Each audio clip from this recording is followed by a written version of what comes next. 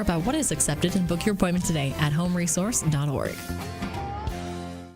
ESPN Radio for Western Montana, KKVU HD3 Stevensville, and 102.9 FM on K275BS Missoula. It's time for Montana's only daily sports talk show, Nuanez Now. Watch the show statewide on SWX Montana Television. I like football! Now here's your host, Coulter Nuanez.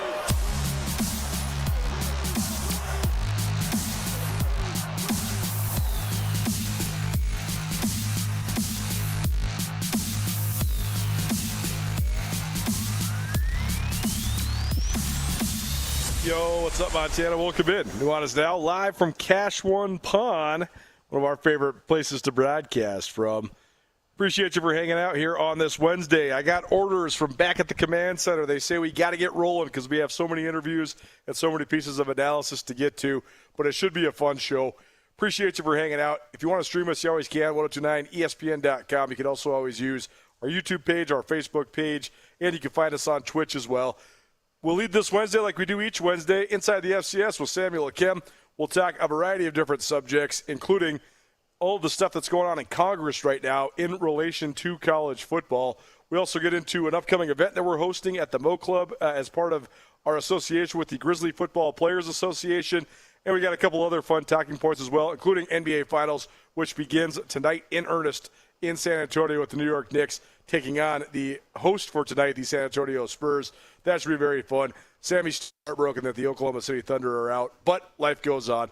We're also going to give you some free wings for the Desperado Sports Tavern and Grill. We're going to hear from Tim Rosenbaugh, former offensive coordinator for the Montana Grizzlies. He is going into the Montana Pro Football Hall of Fame. I know a lot of people know, but maybe a lot of people don't know. He's a former NFL draft pick who was a starting quarterback for the Phoenix Cardinals back in the early 1990s. His career abruptly ended by injury, but he is still a great player who then became a great coach. Fun catching up with Coach Rosie. And then we have our latest senior spotlight, Rob Merchant. He is a senior at Big Fork High School. He had a great meet until he got hurt this last weekend, but still a lot to be proud of. Had the top times in the entire state in the 100 and the 200 until the state meet rolled around. He won the state championship in the 400 meters. He's taking his talents to Clemson to run in the ACC. So more on that with Rob coming up about 5:30. That's your show outlook. We got to get rolling. One of your favorites here on Nuanez Now. Inside the FCS, back for another week. Samuel Akim chiming in, and you survived, man. We did it. Oh, my gosh. We gashed through the hot yoga class. What'd you think? Man, I like how much I was sweating and how much of a workout it felt like it was, but oh my gosh, that was tough. That was tough. Humbling, right? Oh my gosh, so humbling. And then, the warm-up's like 25, 30 minutes long. And I remember she was like, okay, we're done with the warm-up. And I was like, wait, we haven't even started the work yet? Like, that was just the warm-up? I was spent, man. My shirt is soaked. Yeah, it was fun. We appreciate Hot House Yoga for their continued support of what we got going on here.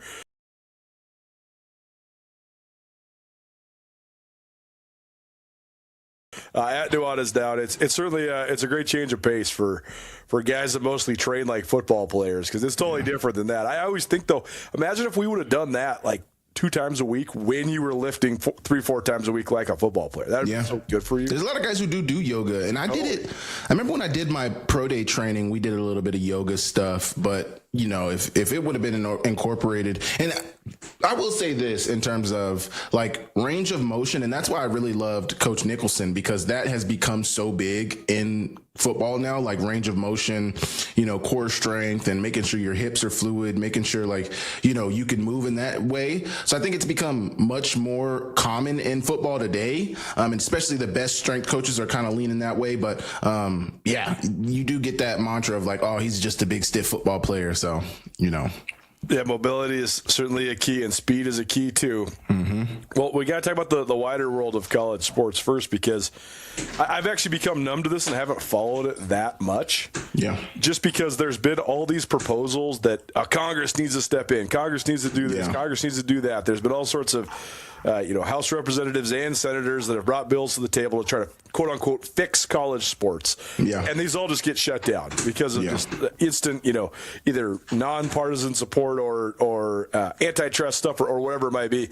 But now there's like a bipartisan bill that maybe is working its way through. I haven't followed this that heavily, but just broadly, what do you think of this? Like, do you think this is a good idea, or do you think that we should have government in the United States Congress testifying? I do think I've said on my show that I think the government will need to step in. I think that they could. I don't know. I think they could. The NCAA college sports could use a governmental framework. I know also antitrust is a big thing these days. That's what people are going towards. So I think like in terms of them getting some type of antitrust exemption, I think that's necessary for a multitude of reasons.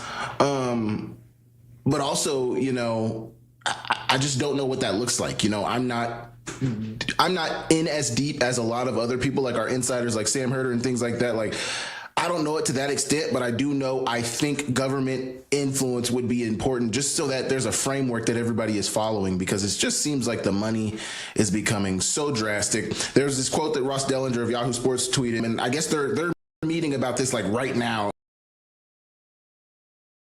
in front of, I don't know if it's like a Congress or, what type of subcommittee or something. Yeah, some type of committee. But Saban said Bama had $2.7 million his first year, assuming he means early NIL era. Then the collective had $10 million the next year. Then he retired and the collective moves to $17 million, then $24 million. Now you have schools at $40 million. I mean, that's the problem right there. It's just becoming unsustainable, and the fans and the donors, you can't just keep tapping the same well. I mean, I work in fundraising, so I know how this works. It's like you can't keep tapping the same well over and over and over and over. People get exhausted. Well, and you're still having to raise the exact same amount of money you've always had to raise for 100 and something years to fund all the scholarships. I mean, at Ohio State, you got 32 sports, or Montana State, you got 14 or 15 sports. You got to fund all those scholarships.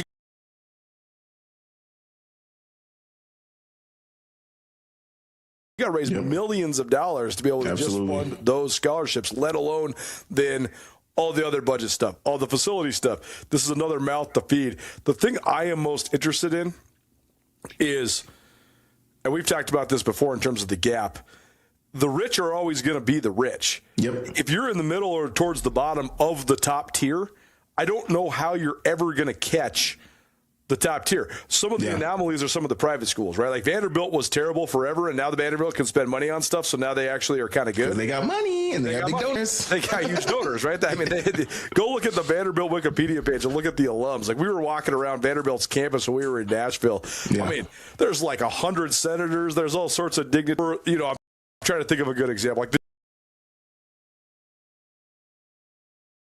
the Georgia Techs of the world, or the Minnesotas of the world.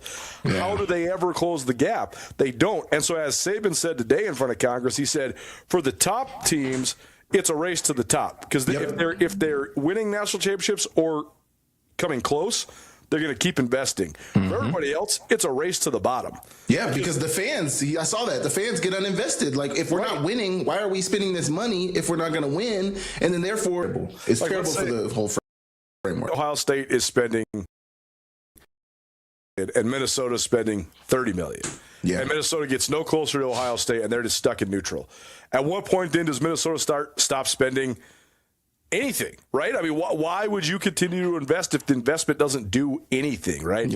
I'm just so interested to see what is like the long term, because there's some of this where some of these boosters just have FU money, like those two guys. Mark Cuban at Indiana. Like, if you're Mark Cuban at Indiana, you're like, I just spent the bag and we just won. I'm doing that. And the brothers at Texas Tech that donate $70 million oil money. Collective. They got oil money. They're billionaires. But for others, like, rich people are rich for a reason. They don't want to sit here and spend money on something that has no return on investment. If the return on investment is you're winning and it's elevating the brand of your school, great. If you're not, that's a finite investment. Like, at some point, you're going to be like, hey, man, I can put my $10 million somewhere else. I can put my $20 million somewhere else. I'll just go buy a piece of a pro sports team that's not like this. You know what I mean? So I just wonder how sustainable it is. It seems like it's completely unsustainable. No, it's absolutely crazy. And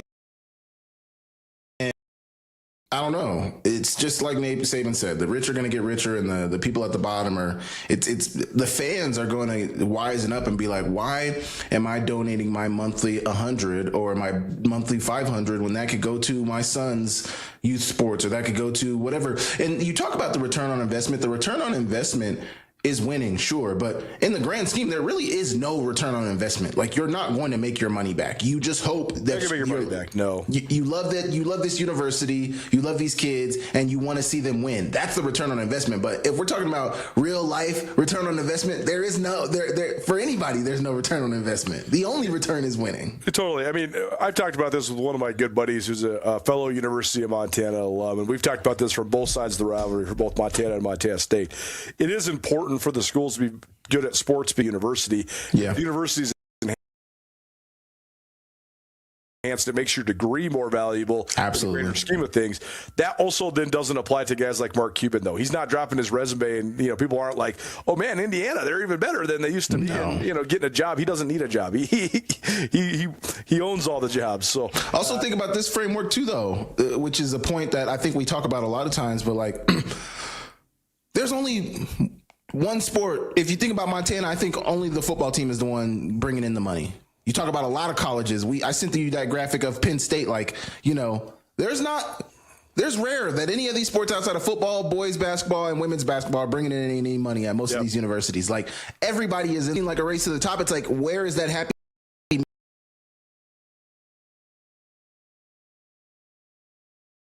medium? Because at the end of the day, like, the football is the one bringing in the chicken. So. Yeah, this is the part that makes me so sad. Inside the FCS, Samuel and Kim here on Nuanez Now, watching 90 ESPN Radio, probably presented by Paradise Falls of Missoula. This is not supposed to exist to make money. Yeah. It's supposed to exist to enhance the campus community. Yeah. It's supposed to exist to provide diversity and different parts of different ideas. Like sports. Me and you are connected because of sports. Absolutely. Like, I would never know you as a guy from Oklahoma if it wasn't, but that you have guys on your team that you played with, Mm-hmm. guys afterwards, and like you got to be good friends with, Samari Torre from Portland and Keenan Curran from Munal coming together, and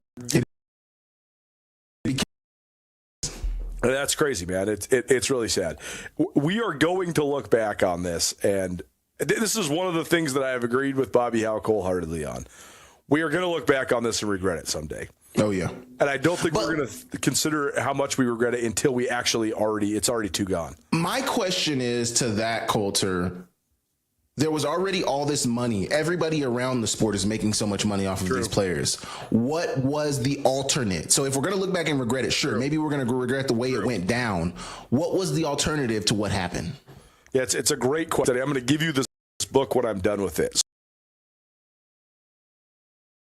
So one of the books I read when I was first, a quote unquote professional sports writer was called Meat Market by Bruce Feldman, and it came out in 2006. It's all about when Ed Orgeron first got the job at Ole Miss and what the challenges were like for him to recruit at Ole Miss. And this is 20 years ago, exactly 20 years ago. Yeah. And they're talking about how they had like a $900,000 recruiting budget, and Alabama had like a $1.5 billion recruiting budget. Like, that is... Those are pennies now. That is nothing compared to what it is now. It is wild reading this book and like reading how they recruited and like what the things that... I mean, they're literally just watching film and be like, oh, that guy, okay, let's drive in our car and go see him or whatever. Yeah. Now it's like... just the inundation of information. Everybody, even if you live in Absaroka, Montana, has a huddle film. Everybody. Yeah. And so, like, the amount of recruiting and all that stuff is crazy. But the thing I'm getting at here is that book, then, it goes into sort of the arc of recruiting in the 70s. Mm-hmm. There was people giving kids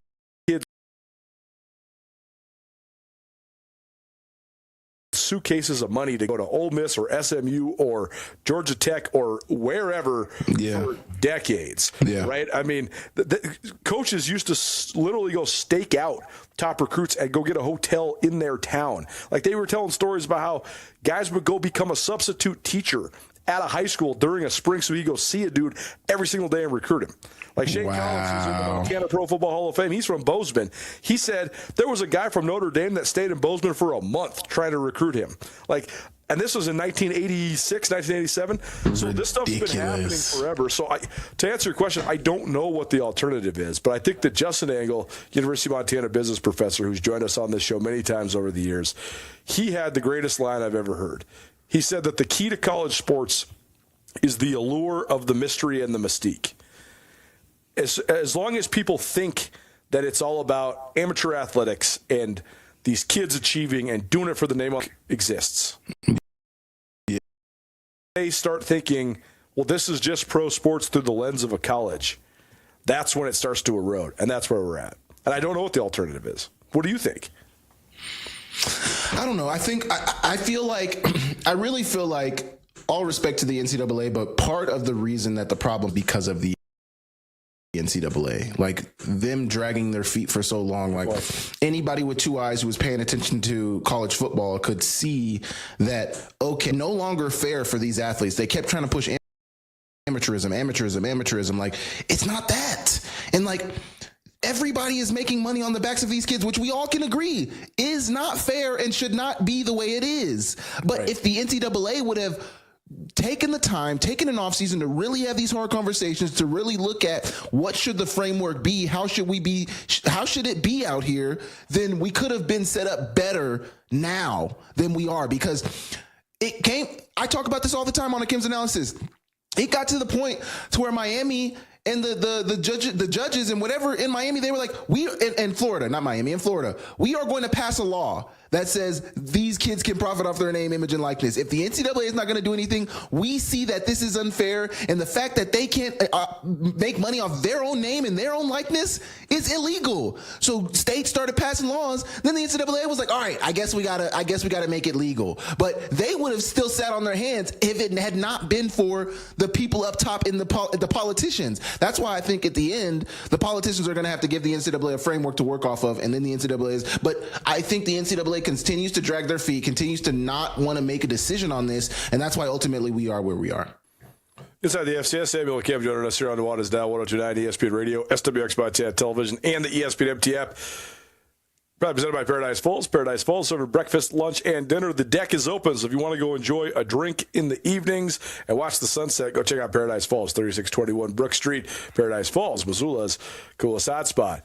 I was really thinking about this last week because J.D. Quinn, who was an All-American Grizz football player when I was in college, he passed away. He's only 40 years old. It's tragic. Sad. But J.D. Quinn would have never ended up at Montana if he played at Oklahoma right now. Yeah. J.D. Quinn and Rhett Bomar got kicked out of Oklahoma because Oklahoma had this massive scandal where there was this company, I can't remember what kind of company it was. I think it was like a car dealership or auto body shop or something. But they basically were paying almost every single guy on the Oklahoma Sooners team like a part-time salary, like $25,000 a year. And that's a lot back then. These guys had to show up for work once or twice. Like they clock in for a day for like a promotional appearance. Boom, you're on the payroll. You're out of here. And Oklahoma didn't want Adrian Peterson to get in trouble. So they basically scapegoated two dudes who were like freshmen and sophomores. That's Rhett Bomar, who went to Sam Houston State, was a great quarterback there, and J.D. Quinn, who came to Montana, was a two-time All-American. I was just thinking about how crazy that was, because J.D., first of all, he basically got railroaded and kicked out of Oklahoma. Yeah. And then he chose Montana over a whole bunch of other bigger offers. Because back then, if you transferred FBS to FBS, you had to sit out. Yeah, right. Go down, you could play immediately. But then the NCAA declined his waiver, so he still had to sit out. And I was just thinking about how, like, none of that would have happened now. None of it. He would have just either been just chilling at Oklahoma or, he would have transferred to another FBS with no penalty. It's the Terrell Pryor tattoo scandal at Ohio State. Oh, my gosh. Those dudes were getting tattoos and signing autographs for the people that swung by while they were getting their ink. And, like, I mean, who is getting hurt there? Nobody. Right? The Terrell Pryor situation is messed up because didn't his penalties come in the NFL? Yes. Which is like, what are we doing? I know. It's the Johnny Manziel, too, right? He got like, railroaded for signing a bunch of autographs. So, like, none of that stuff would happen now. So yeah. I'm not opposed to trading name, image, and likeness for money, like your services for to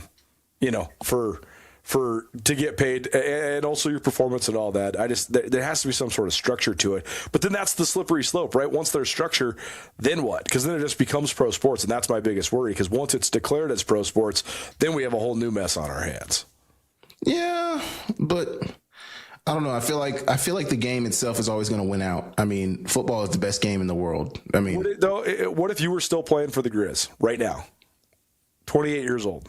Oh, well, no. That's why I think that's what is going to happen. Like it's no. Then people are going to sue and eligibility will cease to exist. That's what I think. No. I think it should still be the framework of college. Like, yes, maybe you're a professional, but that's why I think the government needs to set some rules on. You still need to be making progress towards a degree. Once you're done with that degree, the 5-year rule. That's why I like the 5 and 5-year rule. Which unfortunately, like that baseball player who's trying to come back, I heard that if that 5 and 5 rule, this is permit winner online. He said if that 5 and 5 rule goes through, then did you hear about that? That SMU, he was a baseball player and he was like top 3 in his class when he came out, but he went and played baseball at a high school and now he's coming back to play football. But if that 5 and 5-year rule goes through, he is ineligible to play. Right. You know, but I think that's the rule that needs to go through. A 5 and 5. You need something like that in order for this to make sense. Right, because like right now, have you seen what's going on in college hoops? Yeah, the NBA players coming back, the G League guys. G League guys and international guys that have they went pro, they didn't go to the NBA, so then they've been playing professionally, but now they can come back. So they can make more money playing Baylor or Texas Tech than they can in Lithuania or whatever. It's like, I think that's kind of soft also. Like, bro, you're not good enough to go pro, get a job. Like, I hate that. This is the thing that's so crazy, man, is people's inability to give up sports. And I get it. Like when it's over, it's over, and it's a hard decision to make. But like, I don't know, man. I see so many people hanging on just so they can say they played or whatever. And it's like sometimes when it's over, man. Like it is what it is. Let it go. Like Solomon Tuliaupupu. Like, man, 9 years, and that's what I said. I said this on a Kim's Analysis a couple of weeks ago. When I was 2021, Coulter, everybody had gone. Samori was gone. Brennan was gone. Jeremy was gone. Everybody I came there with was gone. It was all young dudes on the team now. And like, although, and you know, I had Jace Lewis and I had some of the guys who I came in with, but like the friends that I hung out with often, everybody was gone. And it came to a point for me where it was like, man, like, although I love college, although I love Montana, although I love playing football, like, I don't know what's next, but either professional NFL, UFL, CFL, whatever it is next, but I can't be here anymore. Like, my time has come here. And I just feel like, do guys not get tired of being at the same university or being in college, having somebody tell you what you need to do, like not having your own autonomy? Like, does that not get old? I think about this all the time, man. So many people, there's like the joke of like, oh man, I wish I could stay in college forever. I did not want to stay in college forever. Like, you wish you could stay that age and like play like that sometimes. Yeah. Like, I was the same way as you, man. By the time I was a senior, I'm like, I'm ready to roll, bro. I mean, Absolutely. I got a full-time job at the Bazillion before I even graduated because I was like, I'm ready to do this. I don't want. Yeah. Also, too, though, you had a passion too, though, which is special because like you had thought about being a writer your whole entire life. You're like, oh man, this is what I want to do. You open up the paper every day when you're a kid, seeing what the headlines were like. But yes, I was the same way. Like when I was done, I was done. It's like, okay, I don't know what's next, but I can't be in college anymore. Totally. Yeah, and same thing with your pro career, right? Like when the writing was on the wall, you're like, okay, this sucks, this is hard, but let's go figure out something else. And here we are. Absolutely. Now you're in media. Samuel Kim joining us here on Nuanez Now 102.9 ESPN Radio, SWX by 10 Television, and the ESPN MT. Can I say one more thing about that? Of course, yes. I do understand where these kids are coming from. Although, like, get a job, get out of college, go on. But like, I do understand, man, because it is hard. Like, moving on to that next step is hard. Although you did have a job, Coulter, it's hard. Like, it's difficult. Like, moving on to that next step, although it's like you got to do it, it's hard. And rationalizing that in your head, like, okay, this period of my life is over. That's difficult, man. So I understand where these guys are at, but also it's like, man, let it go. You know. No doubt. It's great perspective. All right. So last week we talked about Alec Wills, the incoming transfer for the Cats at corner from Penn. We got a comment on our YouTube saying, how come you guys are ignoring the Mountain West transfer tight end to Montana State? Well, first of all, it hasn't really become official because he hasn't really announced it and the school hasn't really announced it. Yeah. Alec Wills was announced by Montana State. But Bruin Fleischman, who's Titan Fleischman's brother, he has changed his Instagram picture to him in a Montana State jersey, and his bio says Air Force to MSU, and I know he graduated from the Air Force Academy. Yeah, on Twitter it says graduate student at Montana, number 99. Yeah, there you go. So I think this is an interesting get. Obviously, he's got ties to the program because Titan Fleischman's going to be one of the best players in the country this year at the FCS. Yeah. He's going to be a captain for the Bobcats. I just want to know, not necessarily maybe your evaluation of this recruit. I think we could both pretty easily agree this guy's a good player. I mean, he was an all-Mountain West guy. Yeah. He started at Air Force for multiple years. He's very physically formidable. You can tell just by looking at him and looking at him move and all that stuff. I want to know your perspective, though, on bringing in a guy that does have close ties to your program, but that also is at a position that's not a position of need, because they already have Rocky Lancioni, who's probably on his way to being an all-Big Sky type of guy. Rylan Schlepp, was their starting tight end at the beginning of the year last year before he got hurt, and he started makes plays games there. He makes plays. He's a big kid who's a really good blocker. Carter Kurnow, I thought, was one of the 5 breakout players of spring. They love him. I mean, he was an FBS type of guy. He got offered by Colorado State and Nevada coming out of high school. Montana guy? He's a Dillon guy. Yep, from Dillon. They love him. They say he's their best inline blocker. So I mean, that's 3 right there. Let alone they have a couple. That's one position, though, where I think you can have a lot of depth, and especially if they're considering going more like 12, 13 personnel. Sure. Some heavier personnels, which I didn't see that a lot last year in the Sturbick system. They're more spread, but I don't know. It's just one of those situations where the rich get richer. Obviously, he's got family ties there with Titan being there, but it's just like they just won a national championship. Everybody is going to, who wouldn't want to play there? Obviously he was at Air Force in the Mountain West, and I think Air Force was pretty decent last year as well. But, I have an opportunity to win a national championship. That's why everybody's coming back. Why did the defensive coordinator come back daily? That was my national championship that Sean Howe won. I'm sure he has a ton of love for Sean Howe, but he's like, that was my defense. Those are my guys. I should have been the one calling those plays. Like, everybody wants a piece of the pie, man. And you can see the writing on the wall right now that, like, they are the favorite and should be the favorite to win it again this year. And why wouldn't you want to come be a part of that? I mean, and obviously, too, I'll say this. They had 3 guys last year. Who's the guy who went to NC State? Give me his name. Hunter Province. I always call Ryan Schlepp Hunter first, but it's Hunter Province and Rylan Schlepp. Sorry, Rylan. I know I covered you since high school. I know your name. I promise. But that's the other interesting fold, right? Province went to NC State. He might not even played this year. Yeah. So they I think it's just a position where they've had bodies, where they've had a lot of depth, where they've had guys. Province went to he might not even have played if Schlepp didn't go down, but he did. Province gets the FBS offer. You still got Lancioni, you still got Schlepp, and now you got Fleischman. I mean, it's just they just got bodies. They just got bodies. You played in an interesting system, because when Bobby Houck took over at Montana, you guys have been running nothing but 4 wide spread. Yeah. And you were sort of like an inside guy that was like a flex slot / tight end type of guy, an H guy. But then when Houck came in, because the offensive line was subpar, you guys ran that 3 tight end set all the time. Yeah. What do you remember about playing in that? I actually thought that was really creative, and I know they did it because of deficiencies, but I thought they should have kept that around a little bit more, like what Coach Rosebaugh had done there. And Montana State could maybe do that with these guys, right? Because they're all sort of different types of tight ends as well.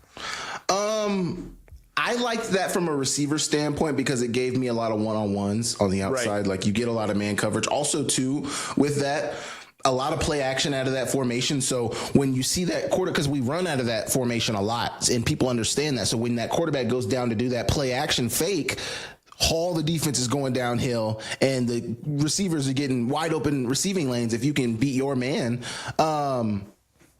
I mean, at that time, our run game wasn't super strong in 2018, when we were doing it heavy with, it wasn't super amazing. So I don't remember it being super successful in the run game. But I mean, with a system like Montana State, where they do have a really good offensive line, where they do have really good running backs, where they do have really good tight ends, like, that could be absolutely phenomenal for them. I don't know why. But also, that's what I was saying is, like, that might not just be a part of the Sturbick system. He seems like he wants to pass it a little more. But I think with Sturbick, where he got caught up, well, I think historically Sturbick has been able to run it and pass it. But I think, like, Sturbick wants to pass it, but you have this really, really good offensive line, really good running back. So, like, the run game is just a facet, and it's really good. But I don't know. I just don't think it's a part of the Sturbick system. Yeah, I think that he'll find ways to implement some stuff, though. His offense is pretty malleable and flexible, and he's done a great job game planning around personnel. And I think if you're a Bobcat opponent, I'd be really worried about the 2 tight end set when they put Kurnow and Fleischman in there next to other Fleischman. Like when you're if you're on the left hash and you line up strong side to the right side with Fleischman, Kurnow. Yeah, I mean we're running outside zone right out you, and we can tell you we're doing that. Hey, here it comes. Good luck. See if you can stop it. We're going to get 6 yards right here. I promise you we are. Absolutely. So, pretty good stuff. Samuel Kim inside the FCS. We'll take a quick break. Come back because I got a couple more subject matters for him. We'll see you on the other side. It's 109 ESPN Radio.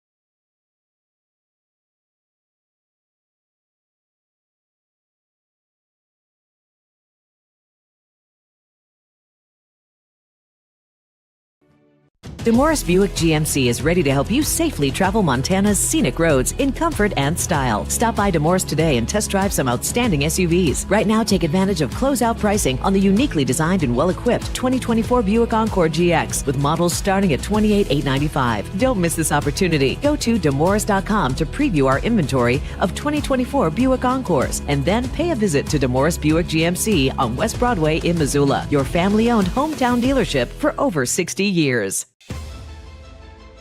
It's easy to see why Montana is the treasure state. At the University of Montana, we look inside. We see an old truth with fresh eyes, that Montana's greatest treasure is its people.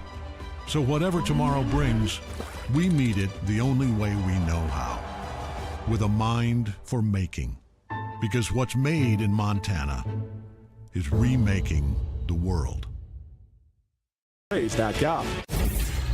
ESPN Missoula Sports Center. A total of 4 all-class state records fell at the Class AA state track meet in Missoula this weekend. Hello, I am Colter Nuanez. The Billings West girls lit the fuse of their dominant team performance by shattering the all-class state record in the 4x100-meter relay to kick off the action on Friday morning. The foursome of Carly Mon, Nora Allen, Ella Clonch, and Demery Boyd ripped off a time of 47.02 seconds to set the first of 4 all-class state records on a rainy weekend in the Garden City. During the prelims of the girls' 100-meter dash, Emery Peel made history. The senior from Billings Senior ran 11.96 seconds in the 100, becoming the first young lady to break 12 seconds in state history. Peel piled up points all weekend for the Broncs, winning gold in the 100, the 200, silver in the 400, and helping senior to bronze in both relays. Wilson Schmidt of Belgrade brought the stadium to a standing ovation when he broke his own all-class record in the 800 meters Friday. The Oklahoma State-bound standout gutted out the final 100 meters to become the first athlete to go under 1 minute 50 seconds, coming in at 1:49.29. Schmidt then followed that up by winning gold in the 400 meters on Saturday. Perhaps the most impressive record of the day came when Cal Kalispell Glacier junior Cooper Pelt exploded for the all-class record in the 110 hurdles. His time of 14.03 seconds was nearly half a second better than his previous personal best. Pelt is verbally committed to play for the Grizz football team. Be sure to tune in to Nuanez Now at 4 p.m. all week on 102.9 FM ESPN Radio. This ESPN Missoula Sports Center is presented by Canyon River Golf Club. 1, 2, 3. Nuanez Now on ESPN Radio. Elongated inside the FCS here on Nuanez Now, 102.9 ESPN Radio. Samuel Kim joining us here, proudly presented by Paradise Falls. Paradise Falls located at 3621 Brook Street, serving breakfast, lunch, and dinner. Missoula's coolest hotspot. The Big Sky Conference has a little bit of a new mandate for Big Sky Media Days.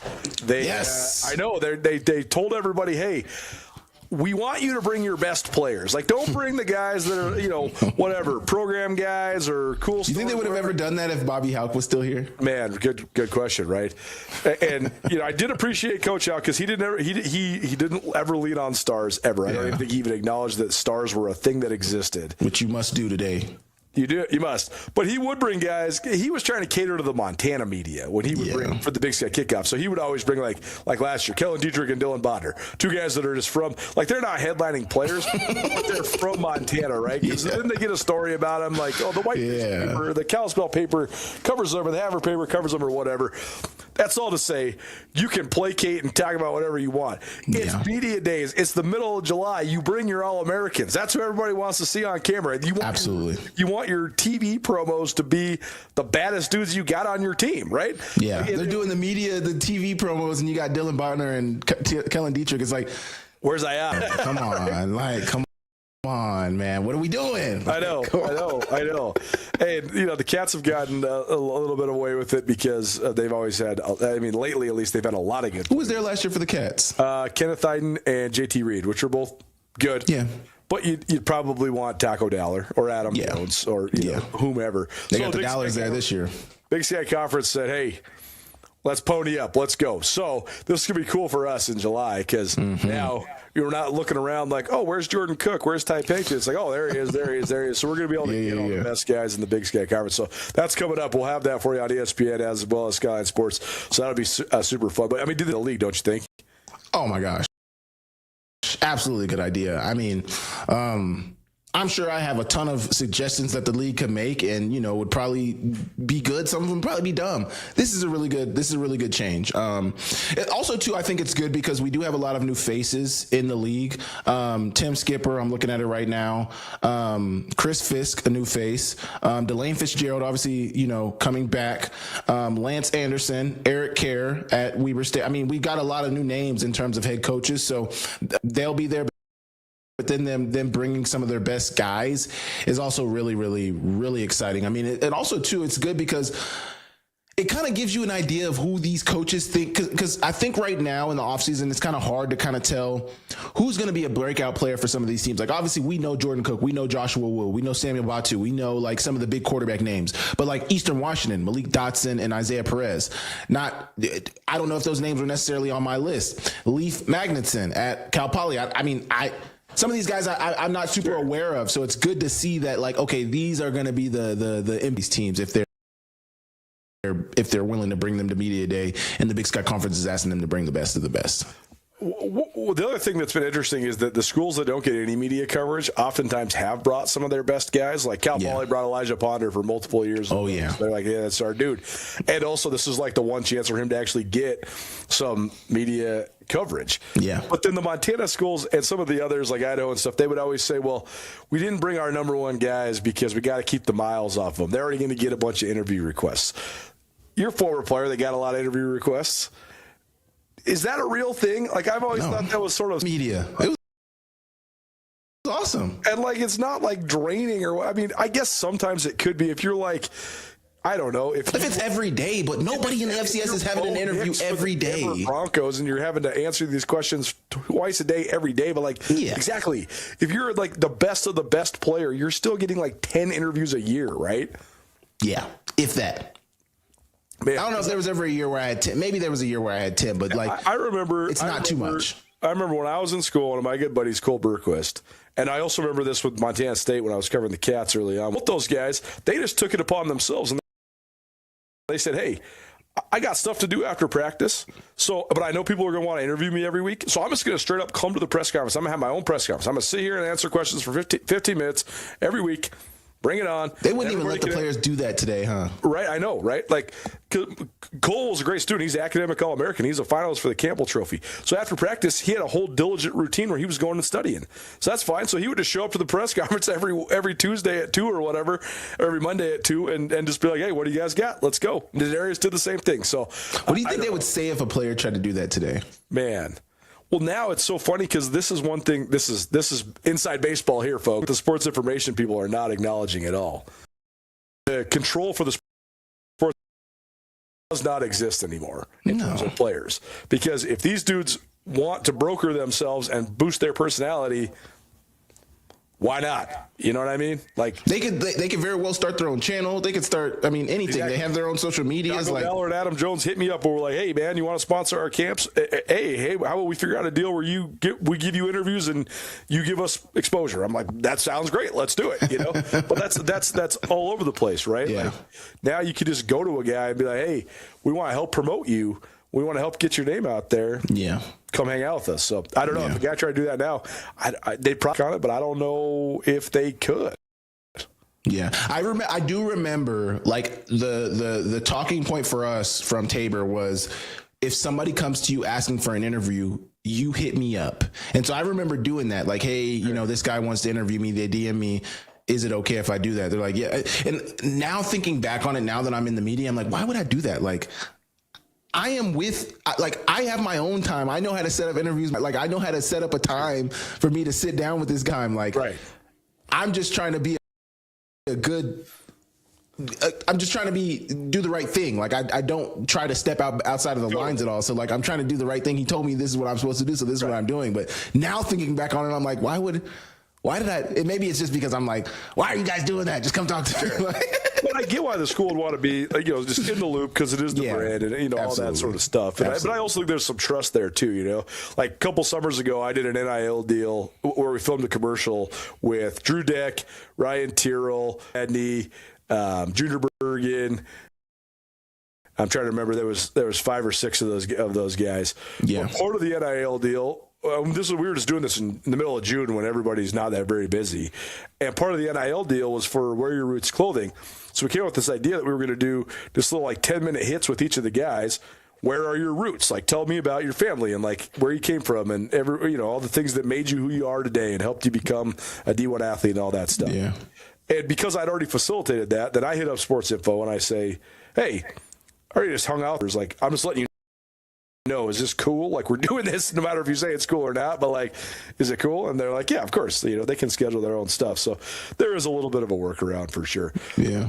Nuanez Now June ESPN Radio. Speaking of Grizz and former Grizz, we got a cool event coming up. The GFPA, the Grizz Football Players Association, has become a part of the Skyline Sports family, and you heard them here on ESPN Radio last week as well. They have a new podcast, Cussin' and Discussin', which will be filled with all sorts of former Grizz players. But we're having an event down at the Mo Club on June 18th, so please come hang out with us. We'll be hanging out starting about 3 p.m. all the way through the evening, and we'll be doing this show, Nuanez Now, between 4 and 6 p.m. June 18th is the third day before the Grizz Quarterback Club Scramble out at Canyon River. So if you can, please do come hang out with us. You don't have to be a Grizz player or a former Grizz player. The public is certainly welcome, but if you are a Grizz alumni, certainly you're welcome, and those guys want to talk to you because they want to help this organization grow. So cool deal, and excited to be a part of it. So come hang out with us on June 18th down there at the Mo Club. Maybe I'll save this one for next week because I was going to ask you. We talked a little bit about non-conference stuff a couple weeks ago. I have a good question. I'm going to ask you this, but we're not answering it yet. We'll come back to it next week. But I want you to think about this: which is a bigger non-conference game for the ramifications and the momentum of a season? Montana playing at Nevada, or Montana State playing at Nevada, or Montana playing at Oregon State? Think about it next week. But I got to get your pro sports storylines. First of all, the bombshell of the week, the bombshell trade in the NFL. Myles Garrett gets traded to the Los Angeles Rams. Yeah. I love Jared Verse, but man, that's a crazy trade, man. Sucks for him. What did you think? Yeah, right, going to Cleveland. What did you think of the blockbuster for the Rams and the Browns? I mean, I think it's par for the course for the Rams. And who wouldn't? I mean, when you are the LA sports teams, the Dodgers, the Lakers, the Rams, like, recruiting is not hard. You got the sunny beaches, you got the Southern California, Hollywood. Like, who wouldn't want to play there? And you're the marquee player defensively in the NFL. I mean, and also, too, you've been trying to get out. I would say, like, the Browns kind of got fleeced. Like, 1 first-round pick. Sauce Gardner went for, 2-3 first-round picks? What are we doing, Barry? Andrew Barry? Like, come on. But I think it's par for the course. I mean, they have been one of the teams. Les Snead literally has a saying, F them picks. Like, we don't need the picks. We want to win now. When was the last time they even picked in the first round? It's been like Jared Verse. Jared Verse, right? Yeah. Yeah. But before then and after him, they haven't. I don't think they've picked in the first. Well, I guess Ty Simpson this year. Ty Simpson and Jared Verse. Yeah, those are like the two. Yeah. But like, they are the organization that says we do not need those first round picks. We do not need, like, we would rather win now. And they've been good every year. Like, they've religiously been in the conversation. They were in the NFC, and it's just so crazy that they have the MVP in Matthew Stafford and of the year. And they were in the NFC Championship game last year. I mean, the rich get richer. And I'm excited to see another good thing about this for Myles Garrett that a lot of people have talked about is, think about the fact that, like, he broke the record in sacks last season. And most of the time they were playing behind. So why do teams need to throw the ball on them? He is playing on a team now where a lot of the time they'll probably be playing with a lead. Sure. And he'll be able to pass rush a lot. So just think about that aspect of it as well. Like, the best pass rusher in the league, one of the best defensive players we've seen in the last 10 to 15 years. And now he's the best defensive players ever. Exactly. Absolutely. I mean, he's got 125 sacks. He's only 30. I mean, he's going to break the sack record if he keeps. What is the sack record? 200. Bruce Smith. Even two. Yeah. It's just a match made in heaven. And it's ridiculous that a team as good as the Rams were can get a player this good. It's like, what are we, why? And then you think about the possibility of Aaron Donald maybe coming out of retirement to play with this dude. Come on, don't. Man. Don't. Rams. They had to do it too, because I think they know Stafford's got limited time for sure. And if you can get, he is worthy of being a multi-time Super Bowl champion. So if you can get one more with Stafford, I think you'd be happy. And I think you might lose me. Stafford gets another championship, honestly. Yeah, you'd probably go to do TV. Yeah. All right, last thing. NBA Finals starts tonight. I know you're heartbroken and downtrodden. The Thunder losing. But don't be too sad. The Thunder are a great organization, and they're going to Knicks by a million. They're going to be back. But I was going to say, I think Sammy's the biggest Knicks fan in the whole world, right? How do you see this one going?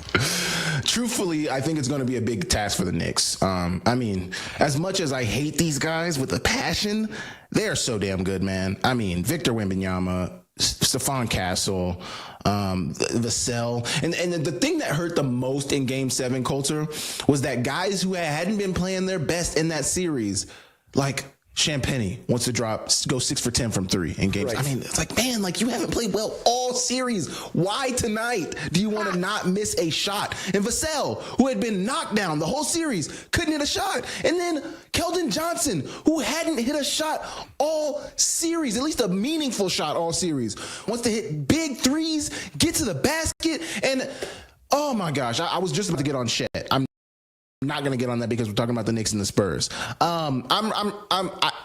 It's going to be a good series. I'll say this. I think I said this last week.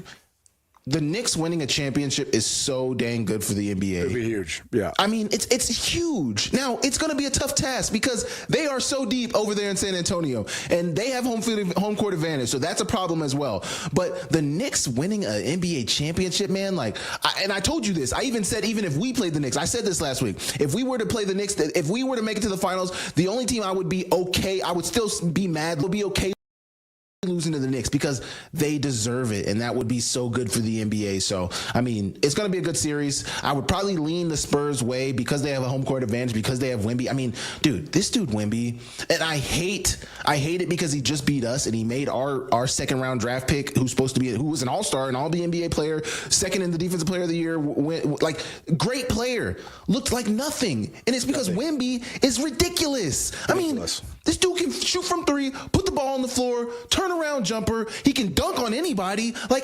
Defensively, he shuts everything down. I mean, he's ridiculous, man. He's ridiculous. And I hate giving him credit because it just made my team look like nothing.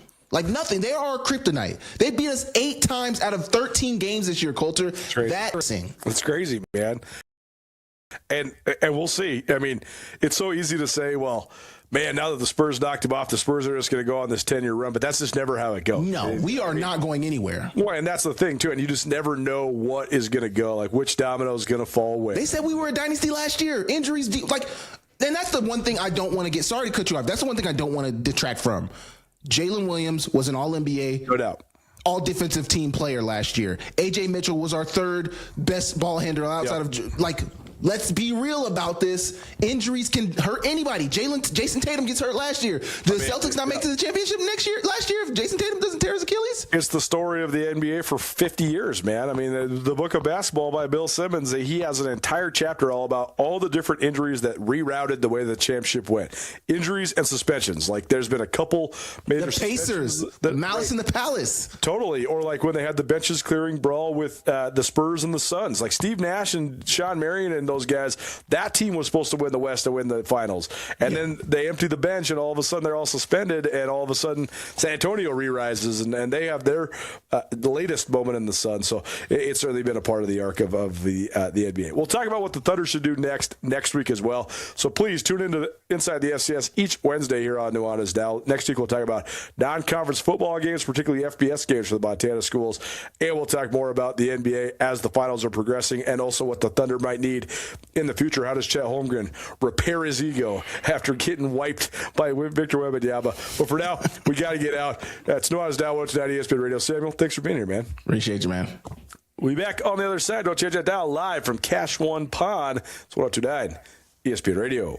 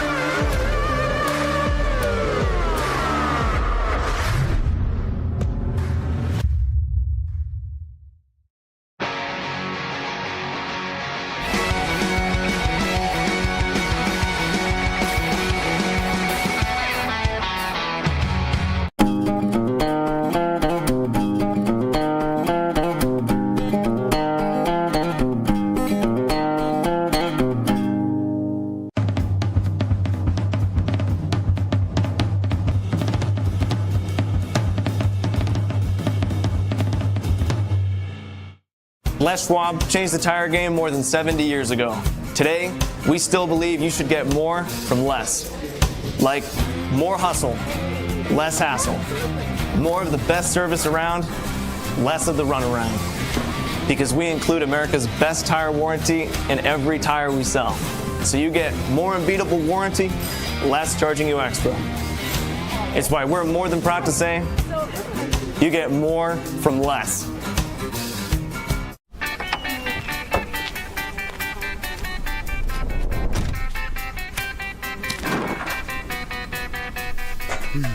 What do you expect me to say to her? She's getting married in 30 minutes. We're doing everything we can. John, can you hear me? John?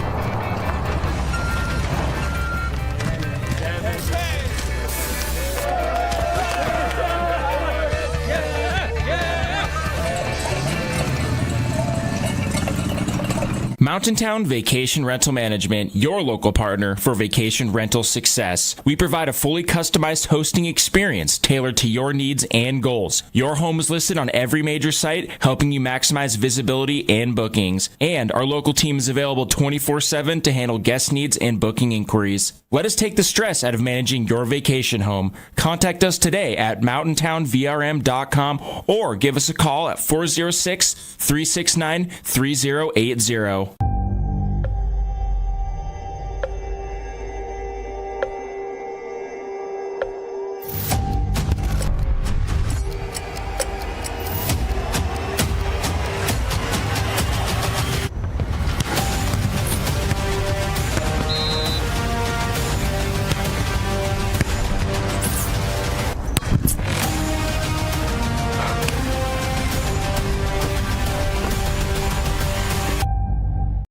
Around the state of Montana. It's Nuanez Now on 102.9 ESPN Missoula. Watch the show statewide on SWX Montana Television. What's up, Montana? Live from Cache One Pond, the premier pond shop in western Montana. They got all sorts of cool stuff going on. Summer, hopefully, is here. They got all their camping gear out. They got all their archery stuff out. They're also one of the best places in Montana to get a firearm. Extensive selection here. You can always shop online as well. CacheOnePond.com. That's Cache, the number one, pond.com. It's time for a Wing Wednesday, probably presented by the Desperado Sports Tavern and Grill. The NBA Finals begins this evening. So if you need a place to go watch, check out the Despo. They got the best wings in Missoula. Best wings anywhere I found in Montana. Great place to watch sports. And we're going to give you a dozen wings to the Despo right now. All you got to do is text us, 406-888-1029. That's 888-1029. Text us and let us know what you want us to talk about. That'll get you entered in to win some wings, courtesy of the Desperado Sports Tavern and Grill. We got some fun stuff coming up on the horizon, but we're going to announce this on social media a little later on tonight. But keep it tuned to the Skyline Sports and ESPN MT social media channels. We got a project that we've been working on for quite some time, but we actually got some funding for it official. So we're going to move forward with it, and we're excited about it. So check out those socials, Twitter, Instagram, and Facebook. About 7:30 tonight, probably right about halftime or right leading up to halftime of Game 1 of the NBA Finals.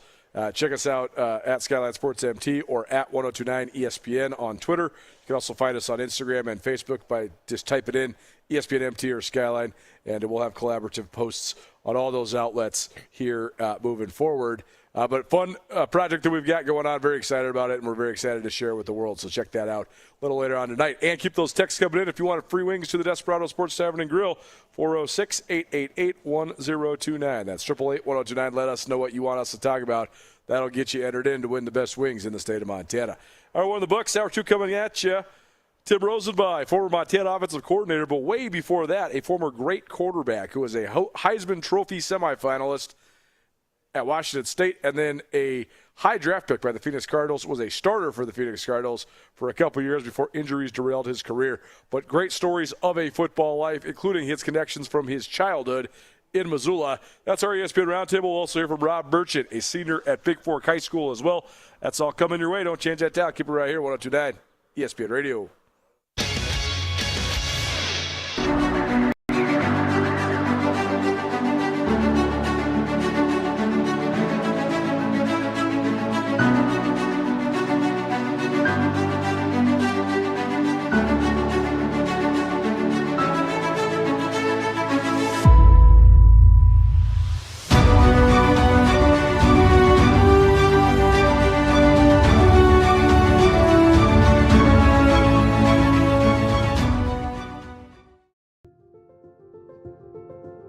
Life can change in an instant. If you've been hurt in an accident, suffered from medical negligence, or are facing criminal charges, you don't have to face it alone. At Ryan Miller & Coburn, we're here to listen and fight for you. We're your neighbors, traveling across Montana to stand by your side as your link to justice. Real people, real help, right here in Montana. Ryan Miller & Coburn, your Montana attorneys.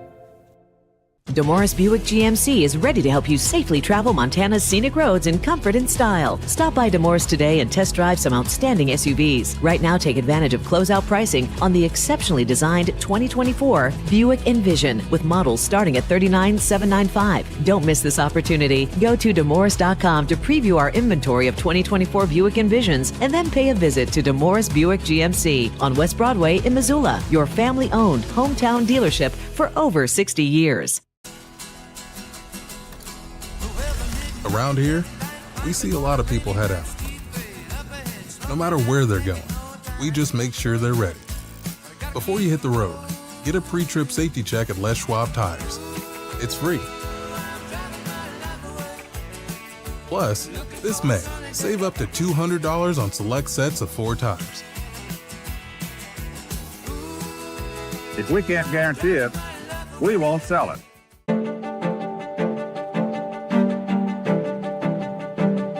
Life's about the journey, not the destination, right? Why can't it be about both?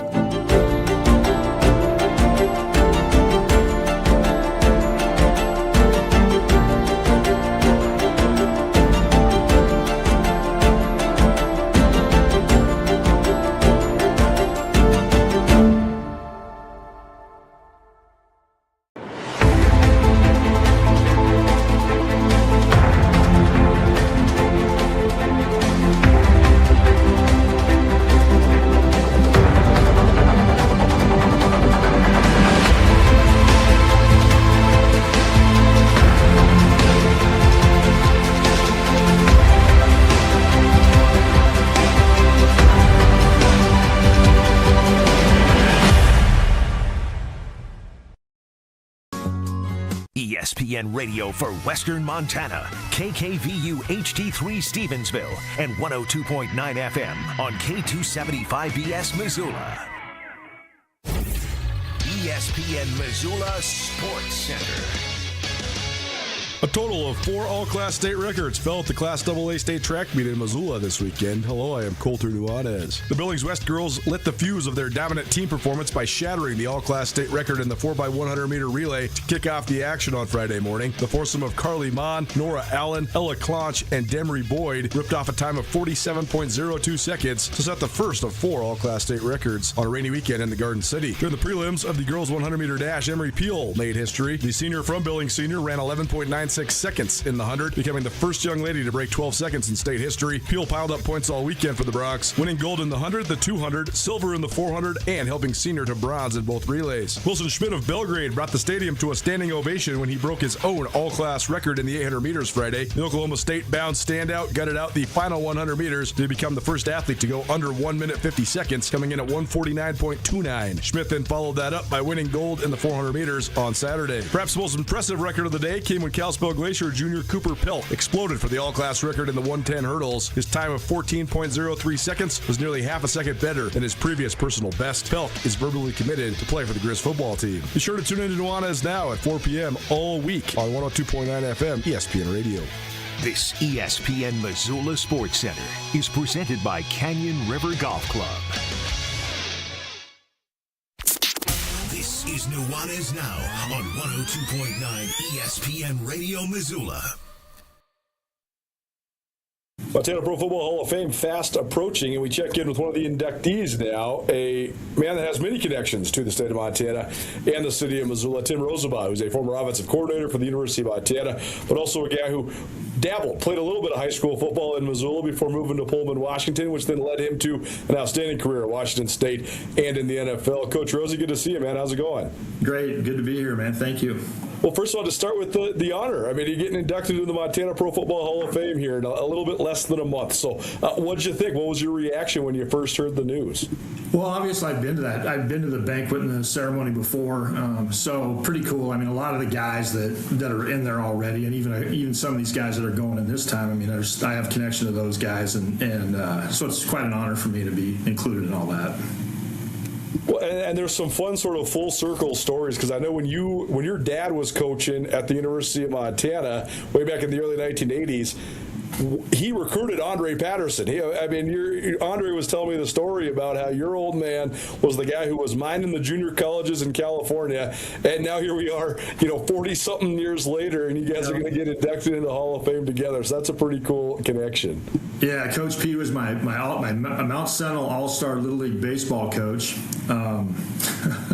I heard you guys were pretty good. He said that was a good introduction to his head coaching career, because he said you guys were pretty dang good. We were good. We were good. He was, that's part of the whole thing about all this stuff is, the coaches that you have growing up and in the state of Montana, and all the effect that had on me as a person and an athlete all stems back to, my days in Missoula and my connections to Montana and the state itself. So pretty cool to see Andre going in at the same time.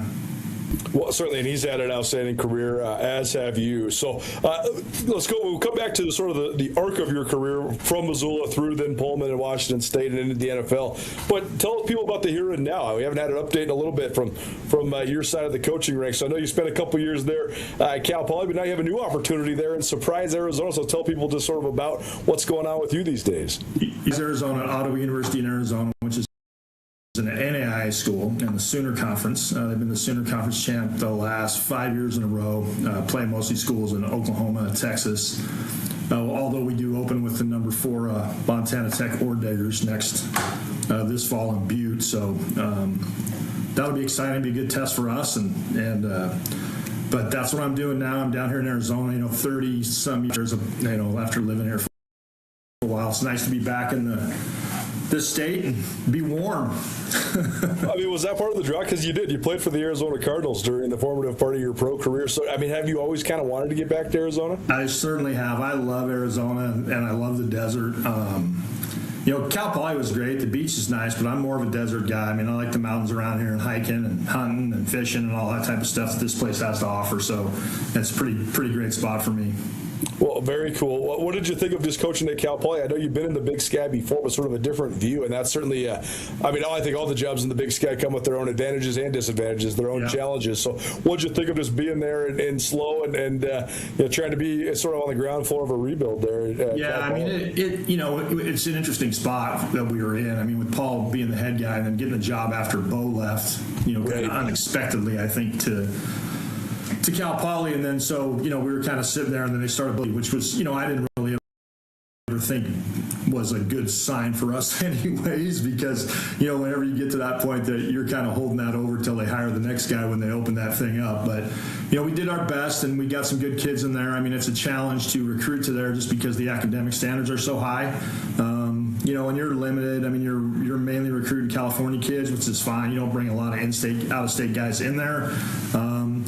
But it's an academic school. It's an academic institution.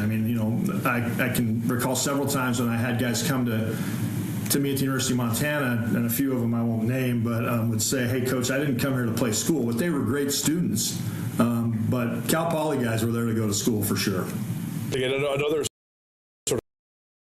was the head coach at Cal Poly once upon a time as well. He talked about he talked about some of those challenges as well. Tim Rosenbaugh joining us here. It's our ESPN Roundtable, Montana Pro Football Hall of Fame style. The Montana Pro Football Hall of Fame banquet coming up in Billings on June 27th. Plenty of tickets still available, so come check these guys out. It's a fun class. There's going to be tons of fun, including some of Tim's stories, but also Brock Coyle, a former Grizz, going in. Andre Patterson, a former Grizz, going in. Tony Bodie, former Bobcat, who had an outstanding pro career both in the USFL and the NFL, part of our class as well. So please, if you can, join us in Billings on June 27th. So let's take it back to when you first moved to Missoula. You were sort of living the life of a coach's son back then, and your dad gets the job at the University of Montana. You get to compete at Hellgate High School for a couple of years. So what did you think when you first landed in Montana? Back one time when Gene, I think it was Gene Carlson was the head coach, my dad applied for a job there and was the odd man out. So I had been there like a year before, and then Larry got hired after Gene was out, and so Larry got hired, and then that's when my dad got the job, so we got to go back. So I was really I went over there with him for the interview the first time. I was just kind of rode along with him he was coaching at Mount Vernon High School in Washington. And I was really bummed that he didn't get the job. And then so the next year he got the job, and we got to go back. So I was super excited because I couldn't wait to go I knew we were going to live in the University District. We lived right off of Evans there, right across from Clivers and Bonner Park and that area. And I mean, I was like ecstatic because I was going to be able to walk down and ride my bike down to the Clark Fork and fish every day. So I mean, that was kind of what I was looking forward to. And actually, when it was kind of cool, like when the pro scouts would come through town, a lot of those guys would fish, and my dad would say, "Hey, my kid knows the spots. He'll take you down there and show you." So I'd go down and they'd be down there with their fancy fly rods, all the stuff that I have now, and I'd be down there with my spinning rod catching fish, and they couldn't catch anything. But yeah, I mean, it was an awesome experience for me.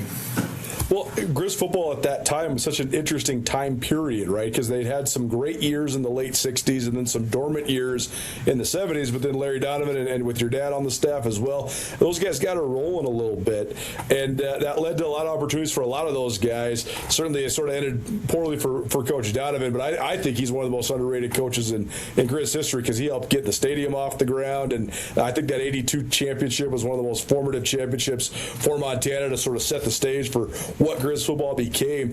What do you remember just sort of about being a part of that, and then how that sort of helped launch your dad's career, then get the job at Washington State? Yeah, that was, it was a pretty awesome staff because they had a lot of great energy with Flagel and Joe Glenn and those guys, and and Larry was awesome, and he had a ton of energy, and obviously, but Joe sticks out as well. I mean, he was always always up, and they used to have these basketball games. The coaches would play these basketball games at lunch that turned into a bloodbath half the time that my dad would tell me about back in the day. But yeah, I mean, Montana football was exciting then because they were rebuilding. I remember the first game. I think that it might have been the first. I think it was the first season we played like Simon Fraser in Dornblazer, and it was like 53 or 63-7 or some score. And I was thinking, man, this team's really, really good. And then we kind of went through the season, and we probably weren't as good as I thought we were going to be, being a 13-year-old kid at that point. So I was a little disappointed, like any Grizz fan, right? But yeah, they got it going. Then in '82, they won the conference, so it was pretty exciting. Well, certainly, and then your dad gets the opportunity to go to Washington State, which then obviously moves you there as well, and that sort of opened a ton of doors for you. So when you first landed in Pullman, what did you think of that? And I mean, just compare and contrast that to living in Missoula. So my Montana ties, it's funny because like my Montana ties go back. Like my first real quarterback coach was Don Reed at the Jack Stark All-Star Football Camp in Lacey, Washington. Good first coach. Yeah, I mean, and then so it goes by Montana ties in different ways. I got to Pullman, and Ray Hobbs, an old Wyoming guy, was the head coach. He was a Hall of Famer in the state of Washington. Crew cut, clean cut dude, awesome old coach. And again, one of those guys I was blessed to be around growing up.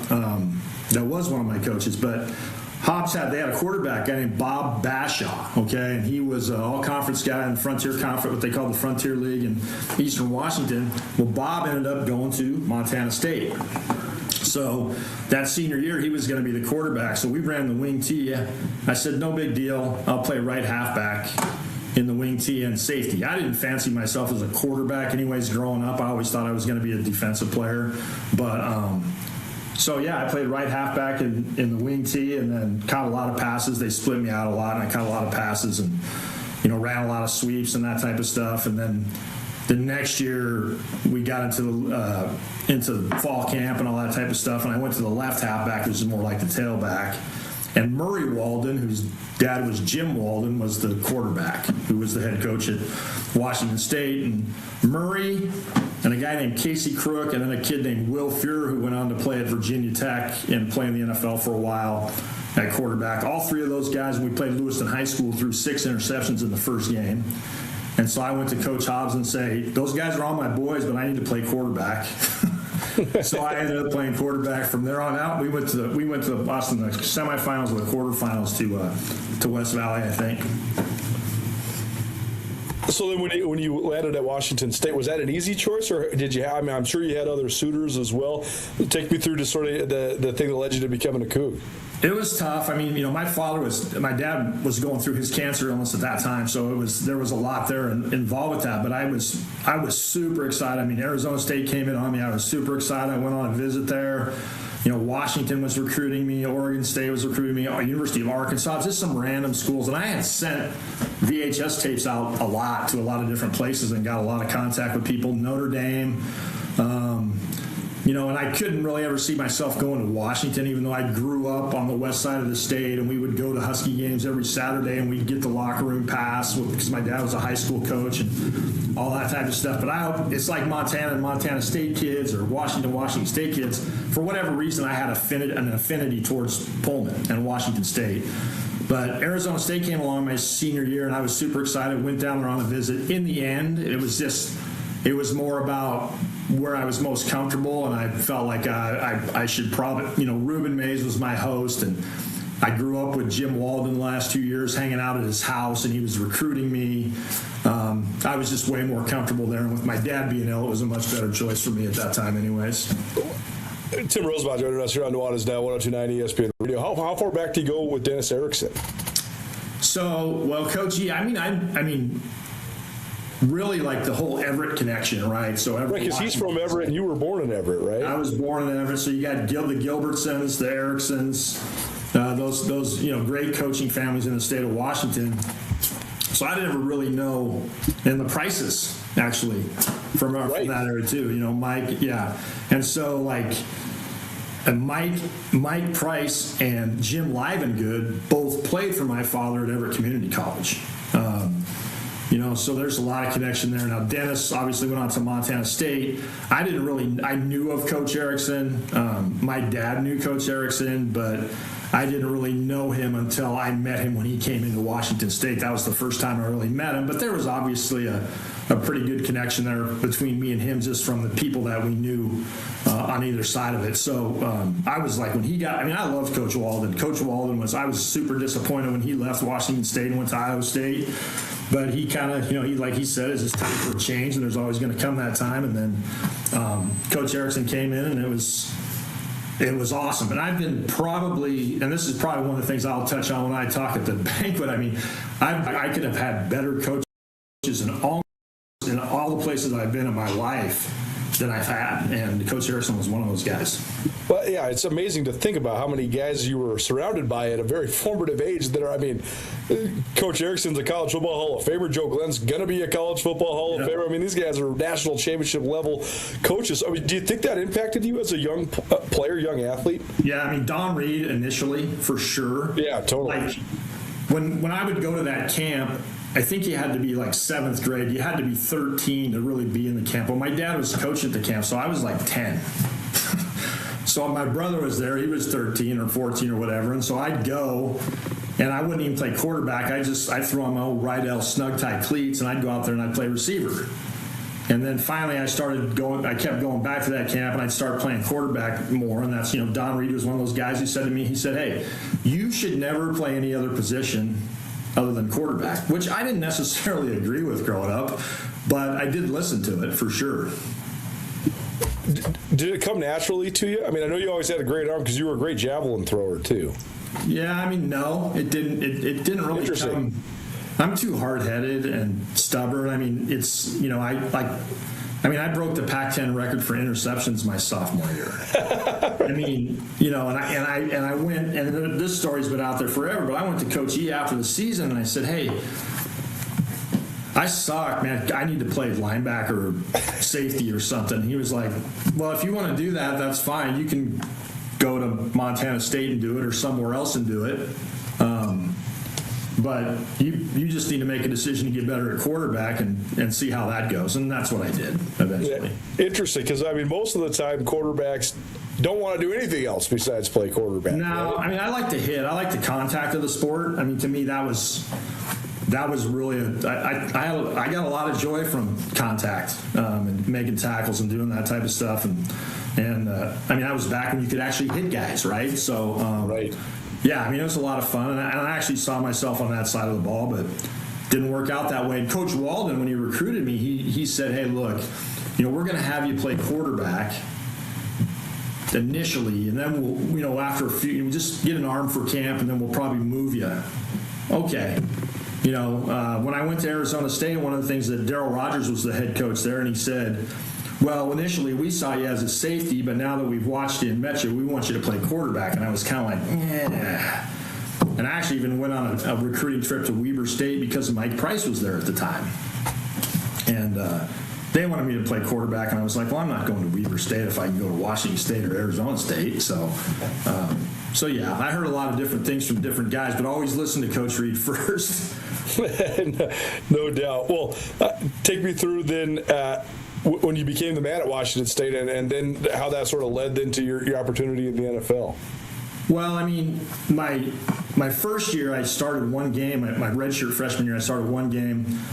We kind of had a 2-quarterback system early in the year with a guy named Ed Blunt. And then Ed beat SC came to town, and Ed won. We won the game, which we hadn't done in Pullman forever.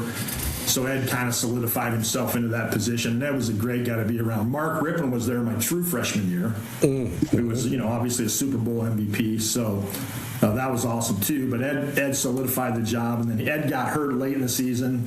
We're going to Autzen, and I'm starting, and I was dog crap. I mean, I was terrible. I was shell shocked the whole time.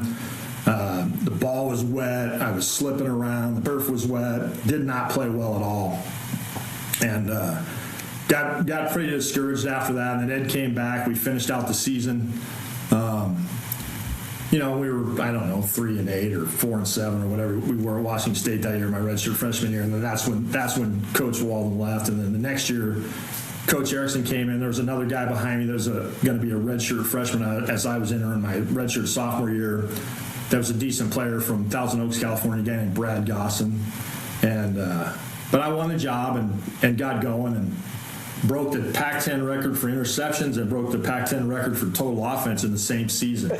So, I mean, I was pretty much, I didn't know what the hell I was doing, and I was colorblind. I was running around there scrambling half the time, just chucking it down the field. But he put up with me. Coach Erickson put up with me and got me through that, and the next season was completely different. I mean, I made a decision to get better and kind of reprioritize things, which was always a struggle for me. And put myself in the position I put myself after my junior year to go ahead and my father had passed away that summer previously.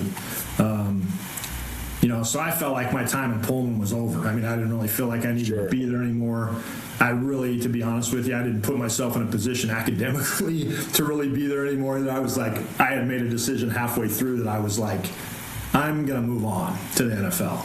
And however that looks, and it actually looked pretty good when I went to investigate it at the end of the year with our athletic director Jim Livengood, who I don't think agreed with it at first, but I went into his office and then he put Tex Schramm on the phone, and Tex Schramm said, Aikman will be the first pick, he'll be the next guy.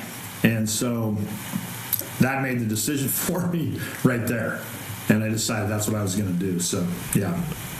Well, last thing on Washington State, we can get to some of your time in the pros. Washington State's produced a ton of great quarterbacks over the years.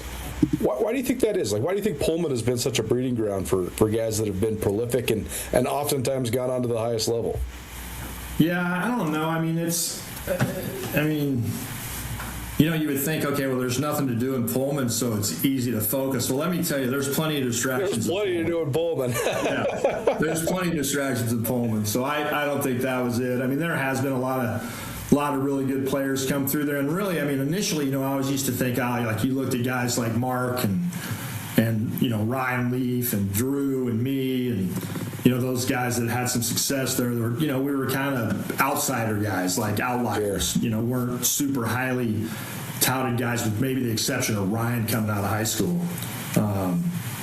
That were like national guys and that type of stuff. But yeah, I mean, but it's kind of changed a little bit. I mean, you had Gardner Minshew and Luke Falk and these other guys come in there and do really well and all that type of stuff. So it's been cool to see that play on. And then Cam Ward was there, of course. So pretty cool. I mean, to see great quarterback play there all the time for the most part. And just to be a part of that's pretty special as well. Tim Roosevelt joining us here on Nuanez Now, 102.9 ESPN Radio, as well as SWX Montana Television and the ESPN MT app. It's our ESPN Roundtable, probably presented by Stockman Bank of Montana. Stockman Bank in Montana, only in Montana, and they plan on keeping it that way. Let Stockman Bank show you Montana's brand of banking. So tell us your draft day story. What were you doing? Where were you at? And what did you think when the Phoenix Cardinals called you up and said you were getting picked? Crazy. I mean, so I was like, the draft. What was I going to do in the draft? I went through the whole agent thing. Like, was I going to go with Steinberg? Because Lee was kind of the big guy then, but he already had like Troy and all these other guys, and so was there a conflict of interest there and all this type of stuff? And I mean, he had Warren Moon. I don't know if he had Aikman or not, but he had a bunch of big name guys. But anyways, I chose to go with the guy named Gary Richard that represented Brian Bosworth in the supplemental draft a couple years before, because he had been through the supplemental draft. And so I elected, what happened was, as we started investigating the draft, was Aikman was going to be the first pick, whether it was at quarterback or the first pick overall. We knew that, and I was going to be immediately slotted behind him.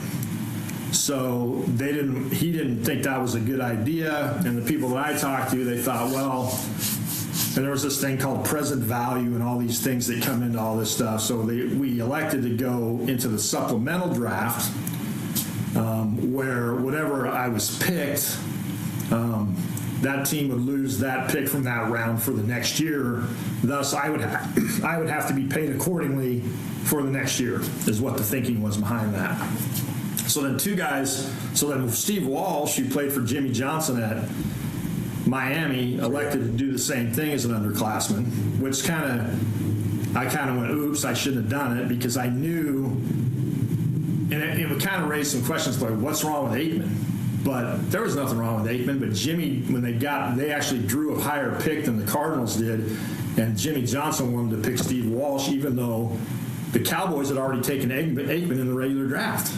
So they had 2 first-rounders, basically a quarterback.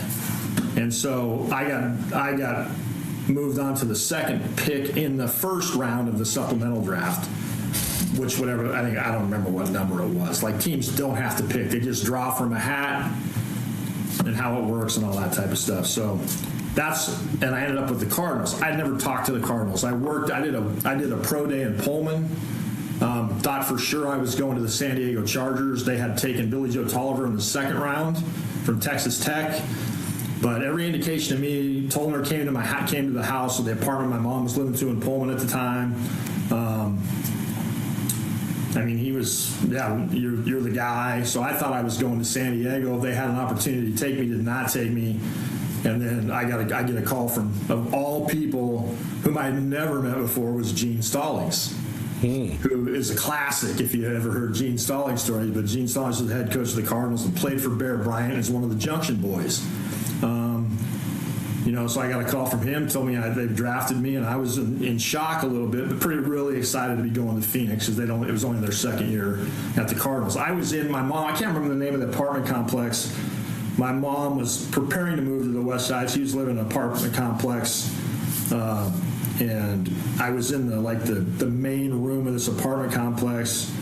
It was me, my mom, Coach Lopano was there, some of my boys. It was after the regular draft, like in June or whatever, or May or something like that. And it was pretty quiet deal, but it was awesome. What was the biggest challenge when you got to the NFL? Like, did you have like a welcome to the NFL moment, or was there a big jump that you had to make, or how did you sort of find yourself settling in? Well, I was, it's obviously super intimidating when you get there, because I went down to Phoenix, never really went to an OTA, and I moved directly back to where my agent's home in New York. Moved back to Huntington, Long Island, and started working out, because they were working on my contract, because it happened later, right? It wasn't like they had the regular draft, they had the OTAs then with the mini camps then, and then they were all over when I got drafted. So I went back, I was working out in New York while they negotiated my contract. Well, camp starts, and I'm not there. And so 21 days into camp, the Cardinals had already come back down from Flagstaff. I didn't even go to Flagstaff where they had camp. They had already come back down to Phoenix. And at that time, they were at the old East High School on like 43rd Street in Van Buren in Phoenix before they went to their facility out on Ray Road. But yeah, I showed up, and a guy named Mike Finelli, who was kind of the gopher, picked me up at the airport, said, "Hey, Coach Stallings wants to talk to you." I went in there, and I had this overwhelming feeling like I'm going to the principal's office, because Gene had that about him, you know. And so I went in there, and he proceeded to kind of rip my ass a little bit, like, you know how many snaps you're going to take today? And I said, "No, Coach." He goes, "0. He goes, you're going to have more money you can spend in your entire lifetime, and you held out for 21 days. And I was like, he obviously doesn't know me very well. But anyway, so that was kind of how it started for me. So I felt like, oh, my gosh, I'm behind the 8 ball here. Like, the coach hates me now. The guy that drafted me hates me. How am I going to work my way out of this? And I did the best I could. I don't think I ever did. I don't think he was happy about that or couldn't get over it. I did play a little bit for him during the season, but he got fired after the 9th game that year. And so, yeah, it was a crazy welcoming to the NFL. Neil Lomax was there, but wasn't playing because he had bad hips at that time, and it was basically me and Gary Hogaboom, and Tom Tupa was actually still playing quarterback at that time before he just became a punter. So, yeah. Jim Rosenbaum joined us here on the ESPN Roundtable. And then the following year, he got hurt, right? Yeah. Well, no, the next year in 90, so in 89, I started one game against the number 1 Denver Broncos. Well, then the next year you started the whole year. I started the whole season, played 1,001 straight snaps, and then the next season was tearing it up. I had a preseason game. I don't remember who it was against. It was in Phoenix. I went 13 for 13 and a half and threw 3 touchdowns. Go to practice Sunday night after a Friday night preseason game. We're doing a walkthrough. I'm faking a boot, just running out on a boot, just kind of jogging. Dexter Manley, who was on our team, kind of breaks down on me. I give him a little juke, pop my knee. Gone. And I knew it right then. I blew my knee, and wasn't even moving that fast. And that was kind of, that was obviously a downer for me, because I really felt like I was starting to take off and get things going, and then I couldn't really ever get to feeling as good as I felt initially in that second year in the league. And I was, my knowledge was there and that type of stuff, but I never could get back in there and stay healthy enough to be the full-time starter again. Well, then having it sort of end out of your control sort of abruptly, do you think that actually maybe influenced you going into coaching? Obviously, you had a coaching background with your dad being a coach as well, but do you think that sort of helped you stay connected to the game, and was that a part of why you went into coaching? Yeah, I mean, it does a little bit, I think. I mean, when you get hurt like that in that position, and I was young. I mean, I was 23 years old. I can tell you, and I wasn't making a tremendous amount of great decisions in my life at that point. But you kind of don't want to be around it, because you're like, I don't want to have anything to do with this, because I can't do anything about it. When you're a competitor, that's hard.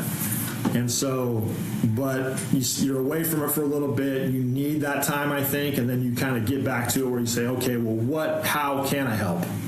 How can I get better? Like the old classic, you got to take mental reps. Like I tell guys everywhere, like what I tell them today. If you're not in there, you got to take a mental rep. You actually have to do that stuff. You have to listen to coaching and do that thing, and then take advantage of it, and then be prepared when your time is called. And so, it certainly prepared me for coaching. Did I see myself wanting to coach? No, I didn't. I did not see myself as a coach down the road. Jerry Rome was my quarterback coach, who, if you know anything about football, which you do, and you know who Jerry Rome is, was a Heisman candidate, from the University of Tulsa years ago, and was a great quarterback coach. Coached Rippon at Washington, coached Zim Zorn at Seattle, coached Aikman for a year at Dallas. He was my quarterback coach, came in the new staff after Gene got fired, when Joe Bugle came in there. And he was awesome. He taught me the things that I didn't really learn in college. Dennis was a great coach in the sense that he was the master of not overcoaching you. He gave you tools, to operate in the game and be a manager, but also let you play. Well, you don't have that type of freedom in the NFL. I mean, you kind of got to go by the script. And so I had, and Jerry Rome, his nickname was Rock. And so Rock kind of taught me, hey, this is how you kind of got to do it. And I had a couple guys that were surprisingly enough that weren't quarterbacks. I mean, I think they wanted Lomax to kind of be my mentor, but he wasn't. But there were some other guys that weren't quarterbacks, like a D lineman named Carl Hairston. They used to call Big Daddy, who was a 17-year vet, who was when he was a rookie, I was in the 4th grade. And he kind of took me under his wing and talked to me about some things.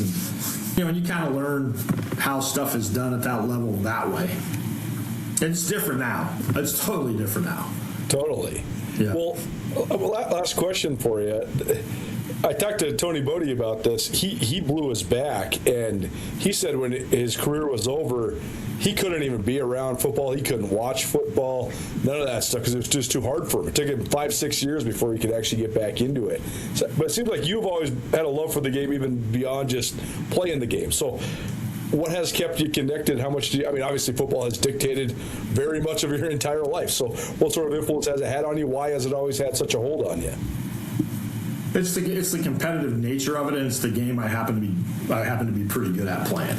I mean, so that was kind of it. I mean, I love to compete, and I had the same thing like Tony's talking about. It did happen to me. I mean, I went from I got hurt, sat out a year, ended up going to New Orleans, ended up in the CFL for a year, then actually went to New Orleans, blew my back out. So I couldn't stay healthy. I bought a charter boat in Cabo and ran a charter fishing boat in Cabo for 3 years, and then decided I was going to get into coaching. So I had my little time where I was away from it, didn't want to be around it, and then I couldn't take it anymore and had to compete. And I used to hang around this dude in Cabo, and he said the problem with coaches is you guys they're all old players, and that's the guy would tell me all the time. You're going to get back into coaching because you're constantly watching football. That's all you're doing. You're talking about football. I mean, it's been my life, and it's given me a lot. It's taken a lot away from me, but it's given me a lot as well. But it was the game I was good at, and and I've had a decent career coaching it, and had a lot of fun doing it, and met a lot of cool people. Well, certainly the web that weaves is always one of the most fascinating parts of this to me, and it's cool the sort of the coaching tree you're a part of, and also just all those connections from Everett, Washington to Missoula, Montana to Pullman, Washington, and then on through the NFL and all your various stops in college as well. So we appreciate the time, we appreciate the stories, and congratulations again. Good to see you. Thanks, Coulter. We'll see you up there in the end of the month.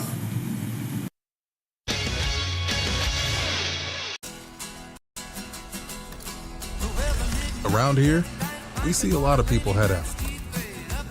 No matter where they're going, we just make sure they're ready. Before you hit the road, get a pre-trip safety check at Les Schwab Tires. It's free. Plus, this May, save up to $200 on select sets of 4 tires. If we can't guarantee it, we won't sell it.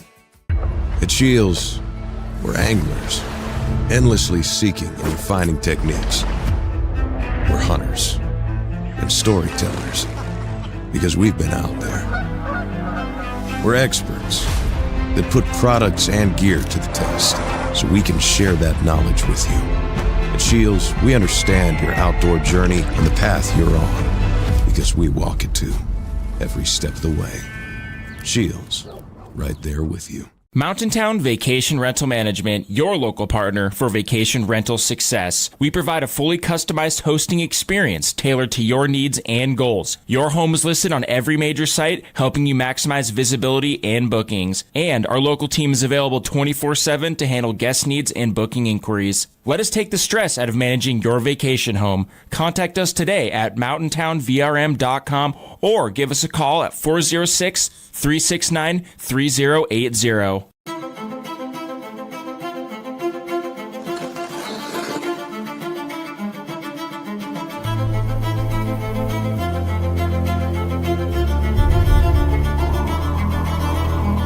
The rare moments in life, they're not just few and far between. They're meant to be treasured.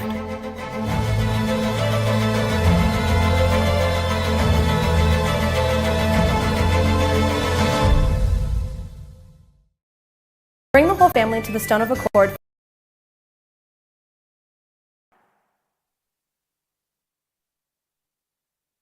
Welcome back. 102.9 ESPN Radio, coming to you live from Cash One Pond, the premier pawn shop in western Montana. They got some canoes and kayaks out front. They got a bunch of camping gear out as well, plus the most extensive display of firearms you're going to find anywhere in the Garden City. Come check these guys out just past the Missoula Airport, just short of the Y. Cash One Pond. You can also shop online, cash1pond.com. Time for our Senior Spotlight. Senior Spotlight rolls on here on Nuanez Now. Checking in now up in the Flathead Valley. Big Fork was the second-place team in boys track and field at the Class A meet, and a young man who had one of the best sprint seasons in all of track and field in the state of Montana. Robert Merchant is our guest. Rob, thanks for joining us, man. How's it going? Hey, how's it going? We appreciate you for hanging out. So, first of all, just take us through this last weekend. Some highs, some lows, but you guys did really well as a team, certainly, and it was a very competitive meet. And you got yourself a gold medal in the 400 meters. I know you had some good times in the relays as well. So, just take us through your weekend and what it was like standing atop that podium. Well, we definitely spent the whole bus ride over there getting hyped. We were getting ready. Big Fork hasn't seen a state championship in a little bit of time, so we were excited. It's like, this is our year. Spent the whole day prepping. Had a good practice on Thursday in Laurel, and woke up on Friday morning feeling great. All the boys on the relay were we were super pumped. We came out and broke the state record that first race. Beaten Laurel by a good amount, or just a little bit, but good amount, and feeling good. The prelims, it was a hot day. Times were slow, wind was whatever, but had a good first day. All the guys had a great day. A lot of PRs from our jumpers. Our hurdler did a great job getting into the finals, and we kind of had a blast. And then going into Friday, we were just like, I guess I skipped over my part of that. The prelims went well in the 100 and 200. And then, of course, I don't know how I did it. I was dog tired, but got out there for the 400 and just made it happen, I guess. And that felt great. That race, too, I mean, in itself is brutal. But then when you get to the state meet, it's also brutal because you're probably likely packing it in with some of your other disciplines. And for some guys, it's maybe your specialty, but I know you're good at all the sprints. So what did it take? I mean, how do you think you were able to come out on top in that race, especially in a really competitive and fast heat? Yeah, it was super competitive. I don't know. I had 3 races beforehand: the relay, the 100, and the 200. The 100's pretty chill usually, but the 200 and the relay are pretty taxing, depending on who you ask. And I was feeling it for sure. I mean, honestly, I was like, God, you got to take this one for me. And so I got in my Bible and read for like 30 minutes beforehand just to kind of get in that mindset. And then still feeling like crap after that 200. I felt like I was going to fall asleep. So I just got out there thinking in my head, probably not a good mindset, but right before the race, I was like, man, I don't want to run this. I want to get off this track as soon as possible. So opened up, I like to open up strong. I didn't open up as strong as I usually do, but I knew that the competition was fast, so it wasn't a big deal. And then I hit that last 200 and I was like, well, if I want to run a good time here, I got to kick it in. So I just kind of gave it everything in that last 200. It felt good to have Will pushing me. He was really close by. And, it just kind of cruised it home, kept my form,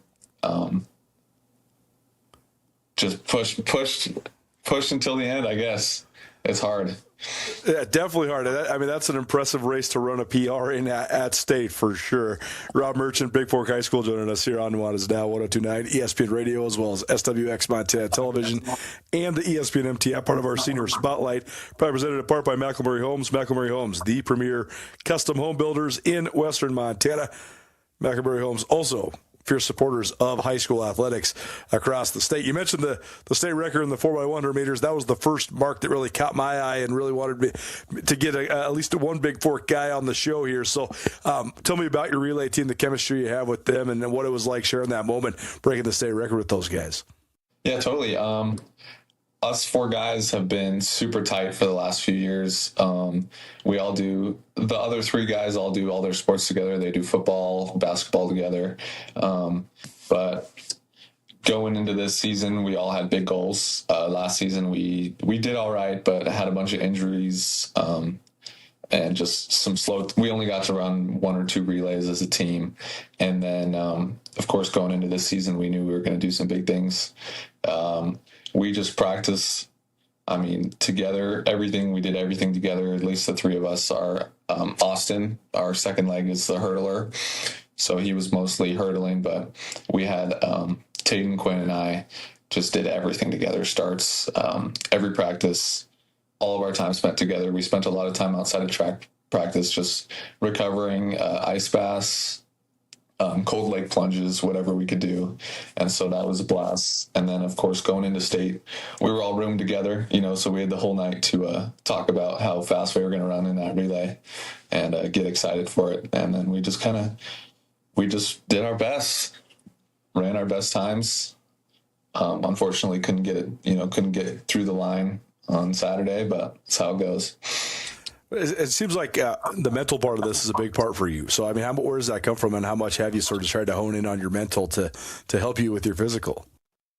Well, it's everything. When it comes to especially running the 400, you can kind of get through the 100 and the 200, just la-di-da, la-di-dee. But the 400 is definitely something where if you're going to train for it, you really have to work on the mental side, because it's not easy. It's not something that you really want to do unless you enjoy it. And I'm still at the point where I kind of enjoy it. That'll be gone soon, I'm sure. But that kind of got me into a different gear. And then, of course, it applies to all my other events. And then I don't know if it really rubs off on the other guys, but they definitely have a big mental aspect too, which is it's all about thinking positively, for sure. Especially when you're going into state, there's no room for negativity. There's no room for self-doubt. You're at the point where you got to perform. And so if you know what you're capable of, and you feel like you're capable of what what you feel like you are, then you just got to go out there and prove it. Sure. Robert Merchant joining us here on Nuanez Now, about to be a graduate from Big Fork High School.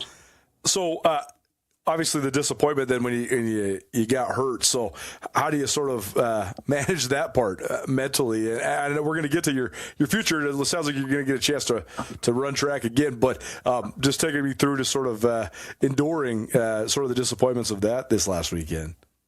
Oh yeah, that was as soon as I felt the hamstring go in that race, I knew what was going to happen.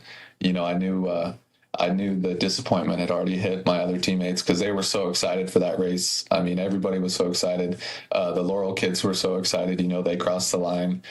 Bridger crossed the line, and he was, celebrating and shouting, and I already knew as soon as I got to the tent that the other guys were probably crushed, because they were looking forward to that, coming out and taking a state record, especially being the senior year for the two of the guys. And, that was probably the hardest part for me was knowing that I'd have to deal with seeing them. Obviously I had my own disappointments. I couldn't finish the day, no 100, no 200, no chance for those records. But ultimately it was just like, it looked like someone had gotten killed, basically. They were so sad. Just the look on the three of their faces was what got me. And so laying there and knowing that I felt like I failed almost, but it was it was hard. Yeah, certainly tough to deal with. But, you've had a great career. You had some awesome times so far this spring, and you set some records. You were a record setter at the Russ Pilcher Top 10 meet down in Missoula. So, total body of work, even if it didn't maybe end how you wanted, you must be pretty proud. So, what has gotten into this? What are some of the things you had to overcome and some of the challenges you had to face to get to this point and be such an accomplished track athlete? Well, honestly, this season's been a blessing. Overall, it's been a great season. I've been really happy with it. Oh, for sure. Last year was definitely my biggest hurdle. I was injured the entire season, starting from indoor my first indoor meet ever, first indoor race ever, boom, there goes my hamstring. And so that took me out, kept me out until, we get to divisionals, the end of the season last season. Wasn't running very well, just getting off the injury. And then my Achilles went. I think I strained it. I don't know what happened, but couldn't run at state. So the whole season was basically blown. And I was like, well, I got to make a decision here. I got to take what I can get and really work to get my junior year back, and combine, the improvement that I was hoping to get from my junior year into one season with my senior year. So we waited till I was healthy. We ran in the summer, and that kind of started the first race of my overall senior season.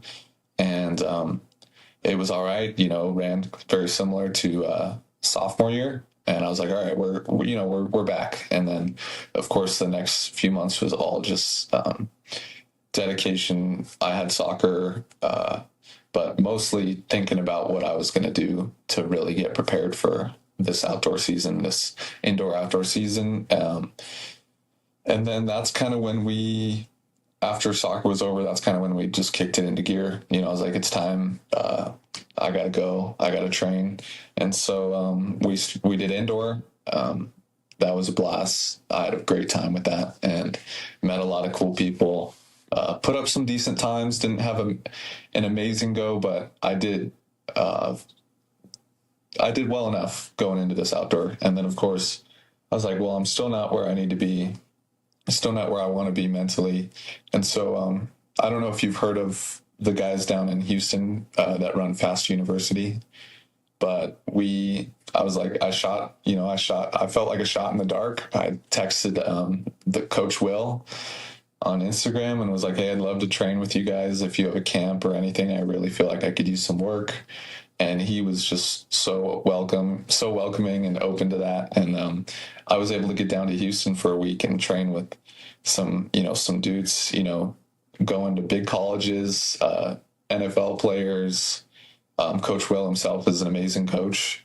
All those athletes there have, it was a game-changing perspective for me, to train with people who were, number one in the country in their event. There was a girl who was number one in the 100, and it was just it was a totally different world, and it just opened my eyes. And the level of coaching that I received in that week was amazing, and I just kind of took it with me and moved forward. And then that's kind of how we just moved into this season. Well, it's been so cool for me to see how track and field has grown in Montana and these opportunities, like being able to participate indoor. And I mean, the thing that is so cool is you watch these state meets this last weekend, right? Doesn't matter if it's AA, A, B, C. You got all sorts of young people that are challenging the state records, but also that are, I mean, Division I all day long caliber athletes. And that's the other part is like, in football or basketball, I think sometimes college coaches watch and they think, well, who are they going against? What Montana, it's so small. Well, in track, the time's the time, right? I mean, if you run under 11 seconds in the 100 meters or you run under 24 seconds in the 200 meters, you run under 50 seconds in the 400, the time is the time, right? So that part's so cool. How have you seen it sort of evolve and change? And what do you think of just sort of being a small part of that? Oh, it's been a blast. I moved to Montana as an eighth grader. And I started in northern Nevada, so there's quite a few people down there. But I was just like, oh man, the competition's going to go downhill. Everything's going to be downhill. And my freshman season, there were we had some really good athletes in Class A. Of course, I didn't get to see any of the AA kids. I'm sure there were some really strong AA kids. But it was kind of limited, it was like, it was a good introduction though. We had kids going like 10-8, I don't know if you remember Malachi Simpson. He was like 10-8, and so was Carter White from Frenchtown. And I was like, all right, we really do have some competition here. But overall, it was like,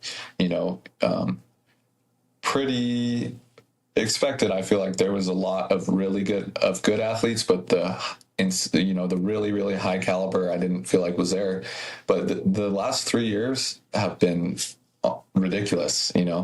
There's been a lot of kids who've just completely gone against what I thought. They've completely changed my viewpoint on that. There's been kids, U.S. number 10. We've got kids like Kellen from Missoula, busting out some crazy times and doing some crazy things. And I mean, the average that we have, the average in the top end has been amazing. I mean, just in the 400, we have 4 kids under 48 in the state, which is, that's really unheard of for Montana. Usually you might have one on an amazing year, right? And we're rivaling states like Oregon, track capital of the world, and they have, 5 kids under 48.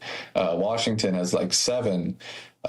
Texas, I'm sure, has like 400, but some of the other states around here, we're doing great things compared to them, and you've got some great times, and it's been a blast. Montana, you can't count it out.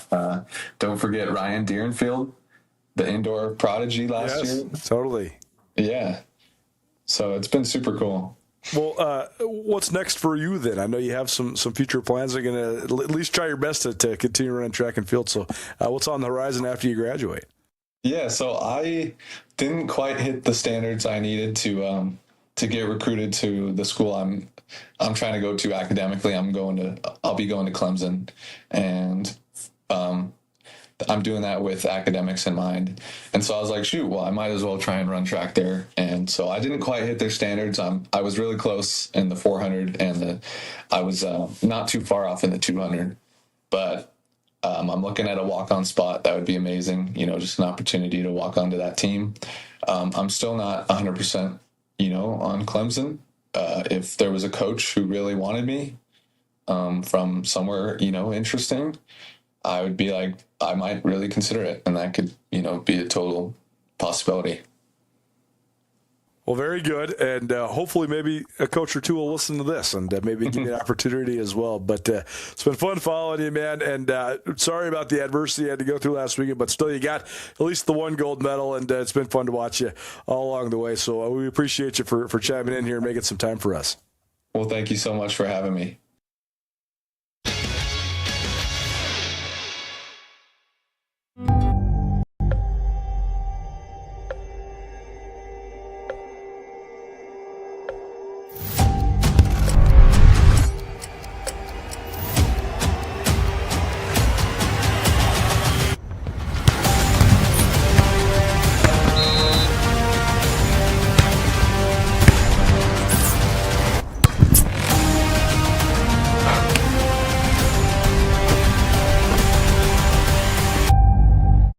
Bring the whole family to the Stone of Accord for a wonderful brunch. From traditional comfort food to eclectic specials, there's something for everyone to enjoy. And it wouldn't be a proper Missoula brunch without an Irish coffee and a mimosa. The Stone of Accord, Irish fare with Montana flair. Restaurant, liquor store, and casino. At the Stone of Accord, we use the freshest ingredients to create our homemade traditional Irish classics, fresh salads, and creative specials. Come enjoy our warm, family-friendly atmosphere. The Stone of Accord, Irish fare with Montana flair. Restaurant, liquor store, and casino. Access to Montana's great backyard is the best part of being a Grizzly. At the University of Montana, our classrooms are the mountain peaks, river valleys, and never-ending plains of the Big Sky Country. We provide students with the hands-on training to protect and enjoy hunting, conservation, and stewardship. UM launches the careers of outdoor leaders so that they can protect our traditions and ensure they are passed down for future generations. Because what's made in Montana is remaking the world. Why would any business let you use their product and give you 365 days of reassurance? Mattress Firm does because they believe in their mattresses. Save on top brands like Nectar, Tempur-Pedic, Beautyrest, Serta, Stearns & Foster, and others. Mattress Firm carries $149 mattresses all the way up to the luxury Purple Rejuvenate Premier. 0% in payments as low as $39 a month, along with 365 days of reassurance. See why Mattress Firm is Montana's best place to find the sleep you deserve. Mattress Firm, where it's easy to get a great night's sleep.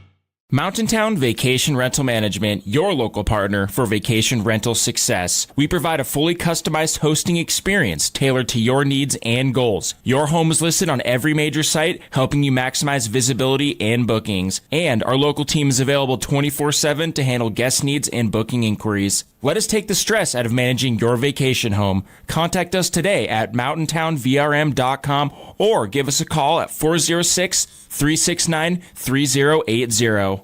Nuanez Now on 102.9 ESPN Missoula. Watch the show statewide on SWX Montana Television. We are beyond up against it. Missoula Paddleheads in the other side, so don't change that dial. We'll see you all tomorrow. Nuanez Now on 102.9 ESPN Radio.